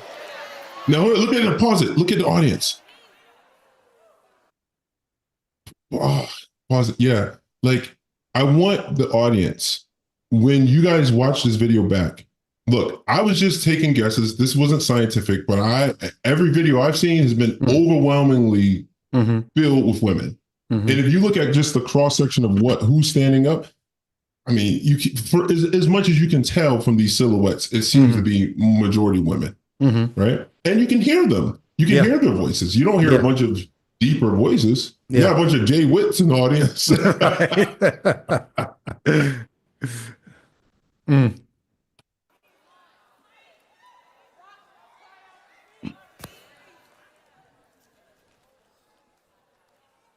Oh yeah, yeah. So that was it. Oh, I told you so we're going to skip around. So the That's point it? was Okay, yeah. he thought the point that he was making that we kind of talked all over, or I kind of talked over it, was that how it was he was trying to make an 40-year argument that you should be more moved than perhaps you are if even the inanimate object. So it's almost I thought of you when I was listening to this, how you've often brought up the rocks crying out, and he's like, no, let's wait to see if the rocks actually do cry out. Right. Well, Philip answers you. He's like, well, actually, we got Isaiah 6, which is doing you one better. Like in his vision, the temple actually moves to The temple, to the sound of seraphim. the temple shakes, right? It shakes. Yeah. So Yeah. there's movement A at response. them at the, yes. Which actually it's weird how where he goes with that, which I think is telling. And this is such a great still of him. But it's weird where he goes with that, because I think what is implied in the text is whenever there's in a Richter scale, when something gets really loud and it starts to kind of like vibrate at things, because sound has waves, and sound, if it gets loud enough, can actually vibrate objects. I don't think that the implication here is that inanimate objects Respond to actually God's take it back. presence. Yeah, it's just the nature of energy. If something's loud enough, it can actually create waves that will move a thing, right? You can burst a person's eardrums if things are loud enough. The power of this. Go ahead. Well, can I bring home what you're saying there? He's making it seem as if God speaks in his temple, and things that don't have the ability to respond on their own are so overwhelmed by God that they break character and respond to God's voice. When that's not even the point of the text. The point of the text is God's voice is so powerful that, like you're saying, it causes those kinds of, it shakes the room. But let's combine both of those points to what he's trying to get them to do. He's saying if inanimate objects respond to God's voice, then you ought to be responding. Okay, I will. Let him speak. Like you want me to do what the temple did, shake at God's voice? Fine. Let God's voice do what it did in that passage. Let him audibly say something. I go back, because you will hear him actually contradict himself, because he says they don't have eyes to see or ears to hear, but when they hear God, it's like, whoa, you just said they don't have ears. Right. So you see me. So I think he says that, and then we'll let it go. See. Eyes to see and ears to no ears to hear, no heart to believe. When it heard that the Lord was holy, the building moved in the The building doesn't have eyes to see or ears to hear or a heart to believe. But when it heard that God was holy, holy, holy, holy are you, Lord, the building said, I got to respond to that. Okay, so the building doesn't have ears and eyes and heart, but it still responded. We who do have ears and eyes and hearts, why aren't we responding? Well, what if the problem is not that we don't have ears and eyes and hearts? What if the problem is God doesn't have a voice? Because if God had a voice, then he would do what he did in that passage, and then those with ears and eyes and hearts would do what the earless, eyeless, and heartless temple did. We would maybe shake and move too. The problem is not that we don't have things. Go ahead. This is demonstrably just bad reasoning. I want to say stupid, but I know you hate it when I say that. But I think this just goes to show that just because a large group of people are hyped about something doesn't mean that it's well thought out. Like, look how hyped people are out of their seats. They're making all this noise, and his statement doesn't even internally make sense. And it's not the point of the passage. I think the point of the passage is that it's almost like a noise that's so loud. If there's a car outside and it's loud enough, it could actually make a glass fall off a table. That's what happens because sound produces waves, right? Go ahead. Well, what's happening is He's putting the blame on the wrong thing. If Mm-hmm. someone told you a car is driving by that's loud enough to make a glass fall off the table, and you say, Mm-hmm. when's that going to happen? In five, four, three, two, one. Okay, glass fall. And the glass doesn't fall. You can do one of two things. You can look outside and say, where's the car? Car, why didn't you? Or you could blame the glass. Mm-hmm. Mm-hmm. He's Mm-hmm. blaming the glass for not falling off the table. He's blaming the crowd for not being as impressed by God's holiness as he thinks they should be. When really Comparing them to inanimate objects. he Yeah. shouldn't be blaming the crowd. He should be blaming what he thinks is the cause that would produce that effect. Why is God's Mm-hmm. holiness not blowing people away? Don't get mad at Yeah. us Yeah. for not being Exactly. blown away. Ask your Yeah. God, why is he not blowing people away? Mm-hmm. Yep. All right. So the next clip to check, we're almost done. We're almost out of Yeah. here. The next clip is 19. Go 19 minutes in. Just about done. All right. Yep. He made some statement that made me write this down. So let's see what's going Okay. on. At Let's see what it is. Unto the Lord. Verse 5, and Isaiah said, woe is me.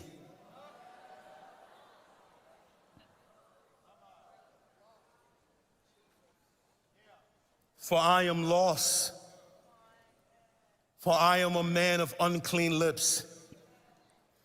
When Isaiah got a revelation of God's holiness, I'm almost done. He saw himself, oh, preach. When Isaiah got a revelation of God's holiness, don't tell me that. When Isaiah, no.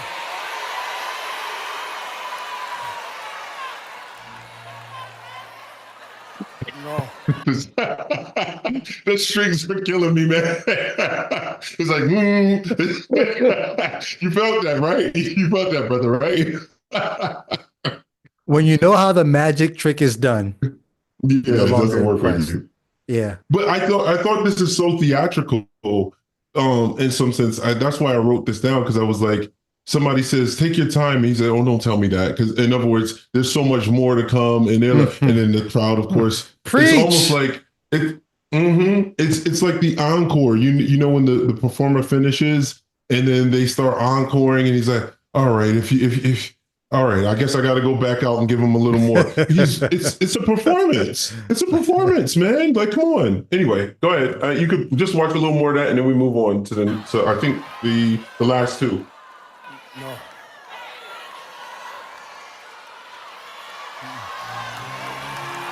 He look at the women are getting up. Those are clearly women, right? No, I can't take my time. No, I gotta honor the clock. No. It's like WrestleMania or whatever, the WWE or something. It's like, this is Come to church on performance. Sunday. I'll take my time.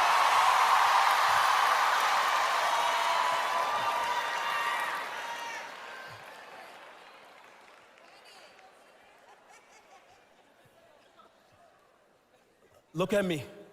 No, I'm serious. Look at me. You know, pause it right When here. Isaiah, They're looking. Yeah.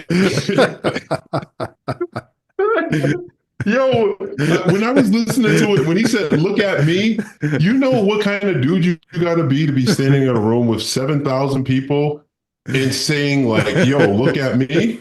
Like, just, yeah, Brady's like, don't worry about that. You're the only thing lit up in the whole room. Exactly.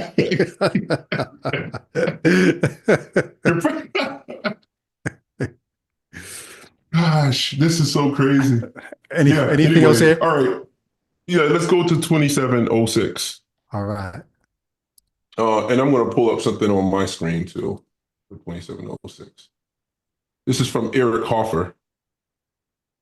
Can you minimize him and make me dominant on the screen for just a moment? Just a moment, so I can read this off of these folks, right? Eric Hoffer, I do a video where I talk about Hoffer, Hitler, and Philip Anthony Mitchell, and I talk about, because Hoffer wrote a book called the True Believer: Thoughts on the Nature of Mass Movements. Right? In it, there's this quote: "Hatred is the most accessible and comprehensive of all the unifying agents. Mass movements can rise and spread without belief in a God, but never without a belief in a devil."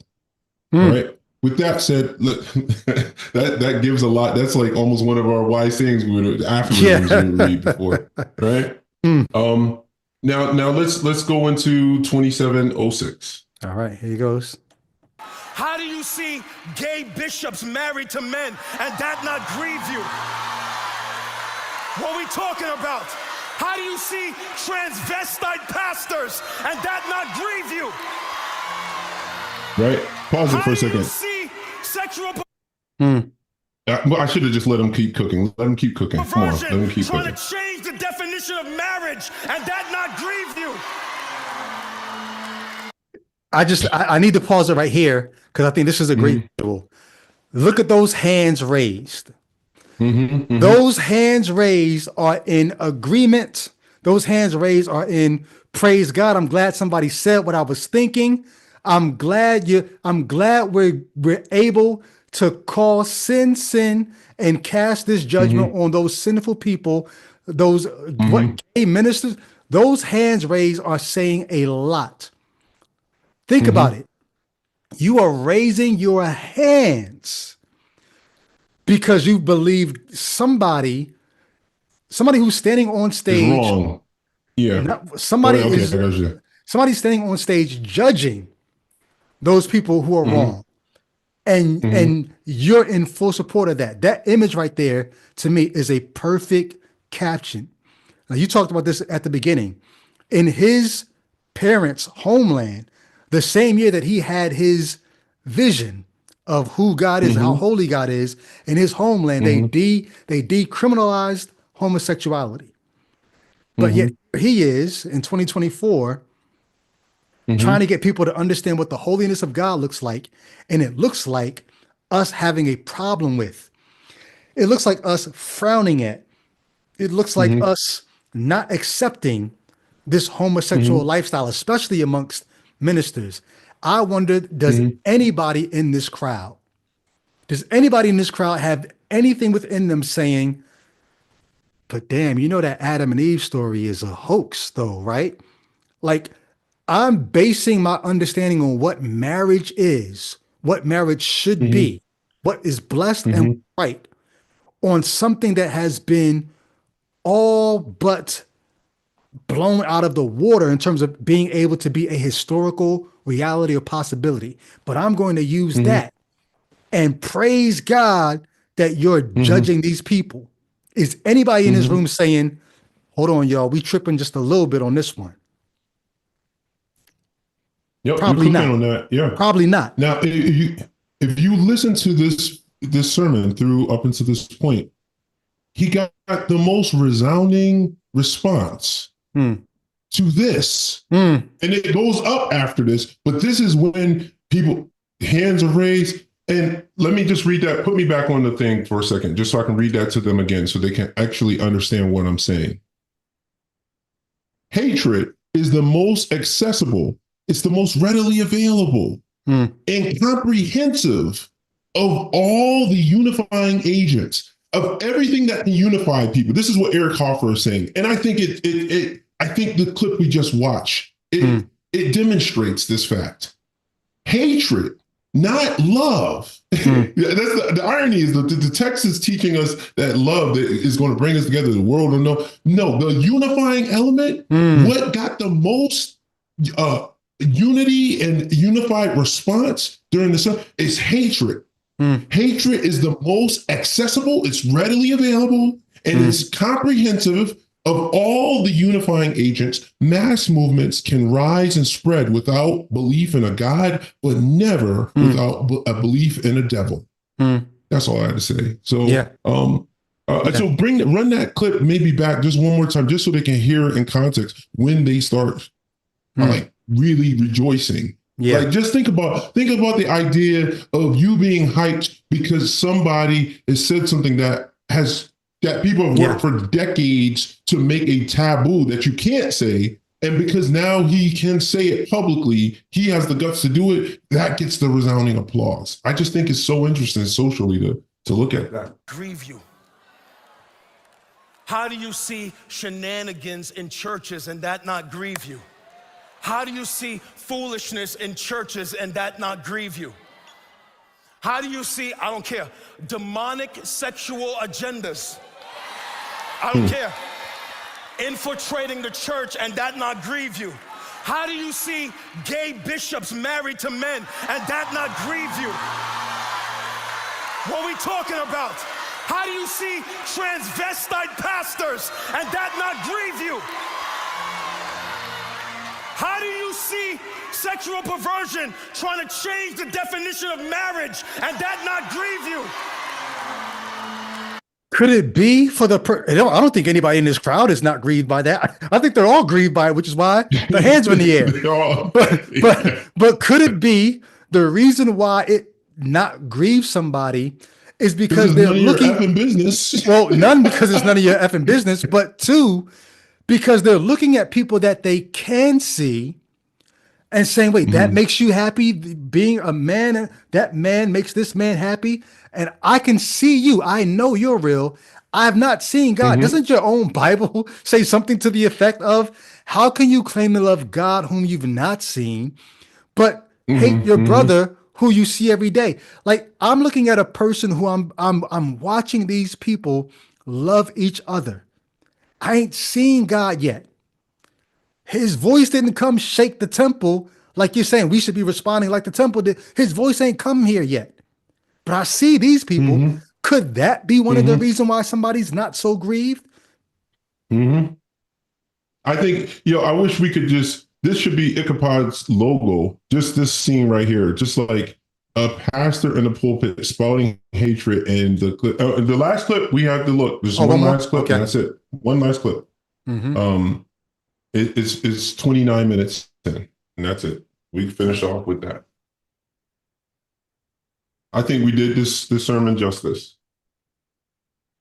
Yep. And we came in at a good time, especially in light of all the pre-roll we did to set it up. Yep. So 29 It was necessary, though. We won't have to do that in the future, sure. I'm assuming. For sure. Here we go.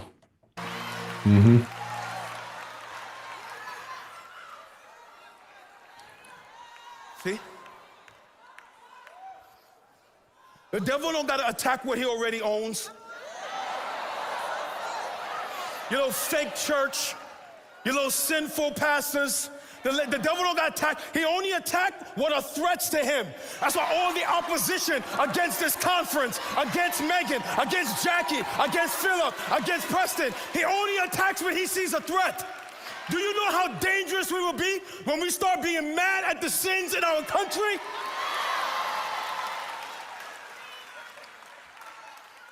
You ain't no threat going to church, singing songs, loving sin, and turning a blind eye to sin. You ain't no threat.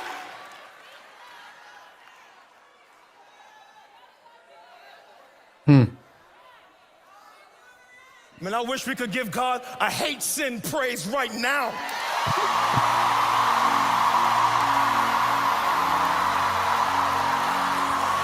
This is what we're up against, brothers and sisters. People who are all too happy to praise for hate.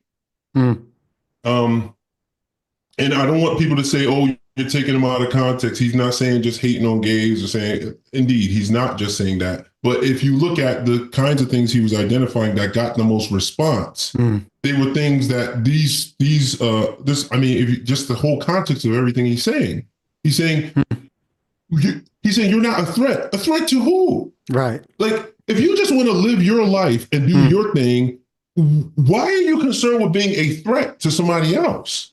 Just listen to the rhetoric. It's like, it's very much narcissism, a small difference type stuff. It's very much like, I actually want to be a pariah, because if I can become a pariah, then I can prove my devotion to this God or whatever, you Now know? And let me play angel's advocate here.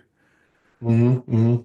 But does he have room to say what he's saying if he's only talking about how the church of Jesus Christ that obeys the Bible should be operating?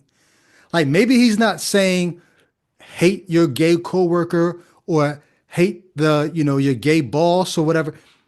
But in terms of a gay pastor, we've got the word of God here telling us that, lie not with mankind as you lie with womankind and all. Does he does he have a right to call them to hate the sin of gay pastors as opposed to somebody else's sin of Well, homosexuality? the only thing I would respond to that by saying is, of course, if you pressed him on this, he would say, "I'm not calling you to hate any individual." But you have to. It's almost like saying, "Hey, I don't mind black people. I just don't like the color of their skin." Like, if something about you, like your sexual preference, is so integral to who you are, it's such a Hmm. big part of your personality, is it really a huge distinction to say, I don't like that activity, I hate that activity, but I love you? It's like at some point you're trying to split a hair that can't be split, because that's a huge part of your identity. So you are saying you don't like me. And I think people, they try to do that to get around, the passages that command you to love people. But basically, this is the problem with this kind of ideology: is for all intents and purposes, even if they don't hate you, they end up, if you're listening to a whole crowd of people cheering at a guy basically bashing your lifestyle on a stage, how do you not feel like you think those people are feeling love? I just wonder what people think that translates to a person who's on the other side of that issue. If they're in that room, how Yeah. does that feel if you're the other person? You know, that's all. And this is coming from a person. I am not gay myself, so like I have Right. no particular bone in this. There's no. You understand what I'm saying? Like go ahead. Yeah. No, there was a weird phraseology right behind I'm not gay. I Yeah, have yeah, no yeah, yeah, particular. yeah, yeah, yeah, yeah, yeah, yeah. I don't have a horse in the race, right? I don't have a horse in the race is a better. Yeah. But no, honestly, and unless people think I have to say, I feel like I have to say that even in anonymity, just to distance myself from gayness. I want people to understand, because I know the way apologists come at people when we try to stand up for what's right. Oh, that's what it is. It must be that he's gay. Like, it's not that I just am a decent human being Right. who doesn't Right. delight in seeing people hate on other human beings. It has to be he's partaking in something that you find egregious. Well, Yeah. actually, no, sir. I'm a heterosexual male who just, I don't take pleasure in seeing large 7,000, I don't know, let's say 6,000 women in a room cheering at a man gay bashing. Like that, I don't think that that's a cute scene. And I think the way I was trying to tie this up is to say, isn't it interesting that for all of his wearing the hoodie, having everything but the shiesty mask on, this chain, the black, and the urban and the hip presentation, that at the end of the day is the same, it's your grandmother's fundamentalism. He's saying the same stuff that the dude in the suit with the slick back hair was saying, with the organ that sounded like the ye old organ back. Like, he sounds just like him.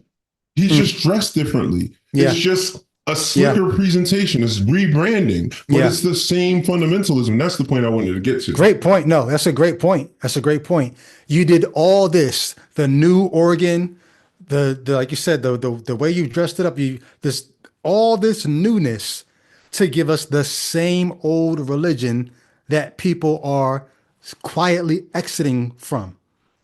But Bronze Age nonsense. you've got 6 to 7,000 people in this place raising their hands to it, giving you the impression that, oh, there's a resurgence, there's a revival of this thing that people are beginning to realize we can't keep that alive. We're learning too much about human origins.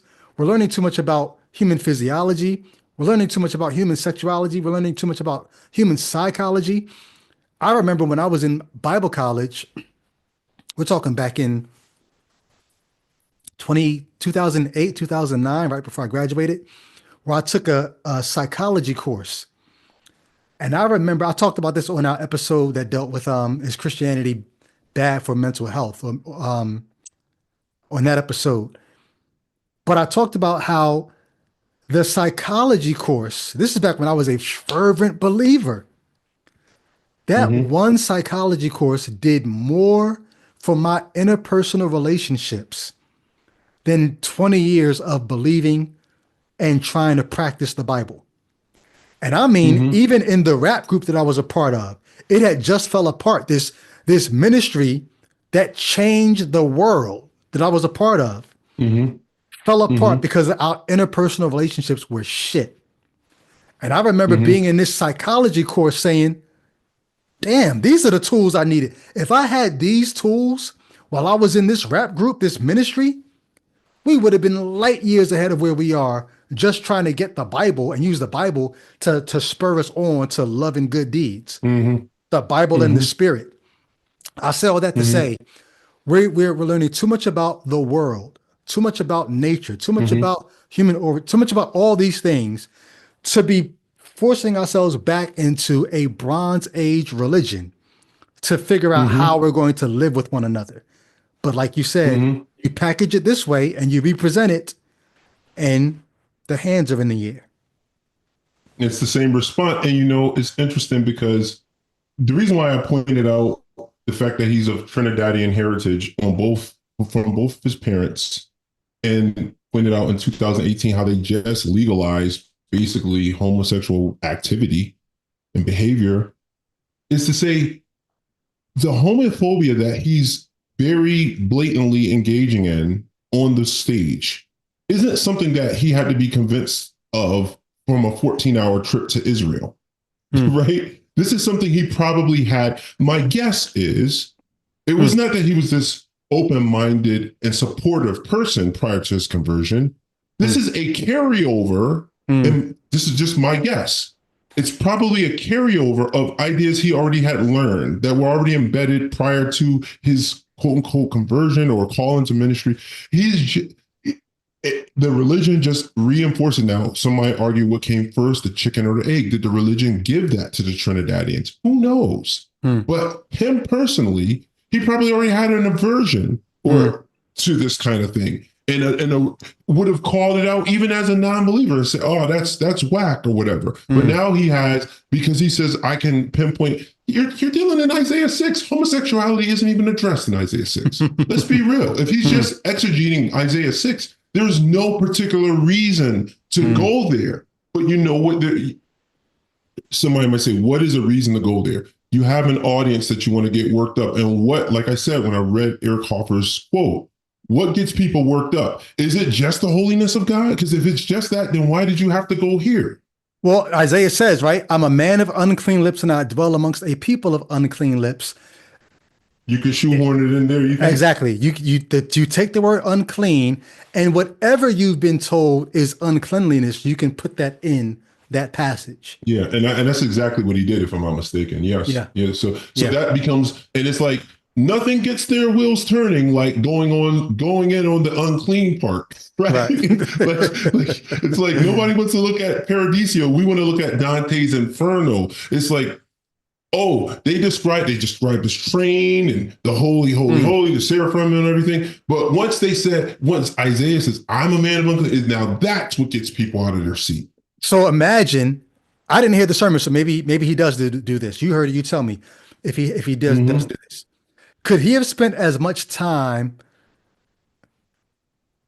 drumming them up on what they should be doing as opposed to what they should be hating and get the same kind of praise, the same kind of hands in the air by getting as loud, getting the organs and strings just as involved on, let's start doing this for one another. Let's start treating each other like this. Let's start loving each other this way. Would that have gotten the same kind of praise as the hate did? Yeah, well, he said, what you hate in a culture, like hating the sin. How about like winning them over in some other kind of way than just getting super hype about how disgusting whatever you think they're doing is. Like you can see, like I'm saying, it's one thing if you just read these things, but you can see his abhorrence of the behavior that he was condemning. And he probably think that that's righteous indignation. And I'm just saying, I think as a community, and this goes out as Black atheist counter apologists or agnostic or Agnostics. Atheists or what, agnostics or whatever. We don't need, they talk about coming out of Egypt. We don't need in the Black community, as we're finally getting the shackles of homophobia off of us. And some of this is the result of buck breaking in Jamaica. They would make people perform homosexual acts and stuff. So some of the abhorrence of homosexual behavior in the Black community is a result of trauma from slavery. Absolutely.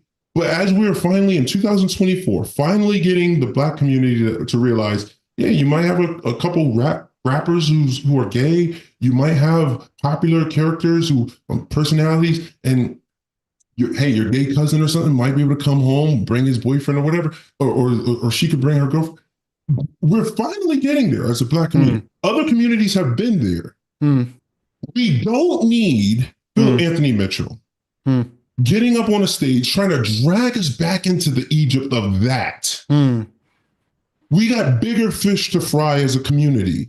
There are, like, if we could get that sort of focus and exuberance behind something that's actually productive in our community, maybe we could actually get something done. Well, and here's the crazy thing, because think about how many African Americans did not vote in the last election. Somebody sent me something yesterday. I don't know if it's true, but they went state by state and showing how many African Americans did not vote. And it's like, damn, if we could have engaged those people and got those people out to vote, like the election could have gone a completely different way, but people are unengaged. But I think there's another sense in which with this kind of religious resurgence of these fundamentalist ideas, you run the risk of getting people to start thinking, oh, it's our unrighteousness that's got the country going in this bad direction. We need to get back on top of condemning homosexuality or condemning, people having sex outside of marriage and condemning. We need to get back on those things, because maybe what's the scripture that talks about righteousness exalts a nation? If we can get back to doing those things, then God will bless us again. This is the kind of superstition that makes people think, oh, you mean if I just do this, I can get the deity to rule in my favor again? I can get the rains to stop. I can get my crops to grow. Sacrifice a what? Sacrifice a virgin? Sacrifice a homosexual? Just what do I got to do to get the deity? This is superstition. And we are a superstitious people. And this is dragging us back in and getting us deeper stuck in the muck. Into the Bronze Age. Yeah. Like, bro, we have planes by the thousands flying across the sky every day. We're sending stuff into space. We're doing things that are remarkable as human beings. And simultaneously, you got a dude who's an ex-con who gets on a plane, who goes 14 hours over to Israel and comes back with this vision of wanting to reignite something that is dying. And that's what you're hyped about. And some of the most educated people in the Black community are Black women. So this is an appeal to Black women to let this nonsense go. Like, many of the people in that audience probably have more education than this dude who's in front of them telling them this nonsense, or at least as much. Like, Black women are the most educated in the Black community. We don't need you guys capitulating to this kind of nonsensical Bronze Age rhetoric. Like, what you don't need is another patriarchal system re-emerging where it's like, let's sit and listen to the dude doling out and handing out constant patriarchal nonsense to drag us back into an age and a place we never even came from. To keep it a buck, it's not even from our people. Like, if you go to certain parts of Africa, they weren't under this illusion that the patriarchy had to rule. There were matriarchies. There Yeah. were women held in high esteem in certain parts of it. See, that's what happens when you start studying your own folks instead of running over to Israel, to the quote unquote holiest place on the planet. No, but if you were to survey many of the people in that crowd, I'm sure they would tell you. Matter of fact, I think Jackie Perry Hill actually says it at this conference, that those people in those places, in those religions, were dealing with demonic spirits. So Crazy. you know what I mean? Like, Crazy. yeah. Hey, let's call it. This has been a great episode. Let's wrap it a up. great intro into this. Stick around, folks. More coming.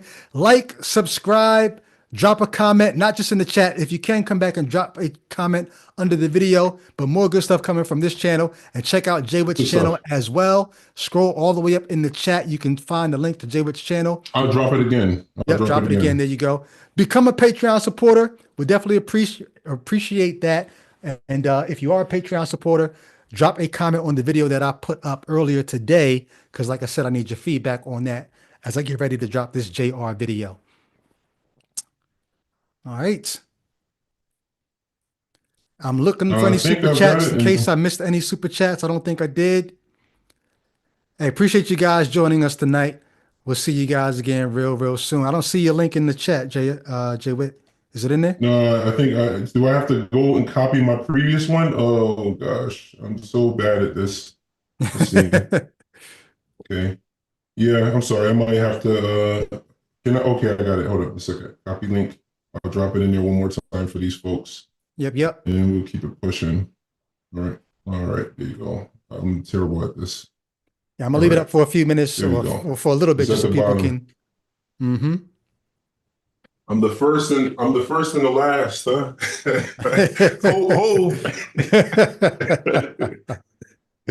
Hey, somebody, I saw a question in the chat earlier. Somebody asked, why does Jay Witt cover his face? This is a genuine question. There's a video on this channel. Scroll all the way back I think it's in the deconversion playlist, but there's a video that calls "Why Jehovah's Witness Protection." That may answer your question, or maybe go check out his channel. He may say more about it there. But yeah. All right, y'all. Love to you. Love and logic. We'll catch you in the next one. Peace. Life and love. Yeah. Take care.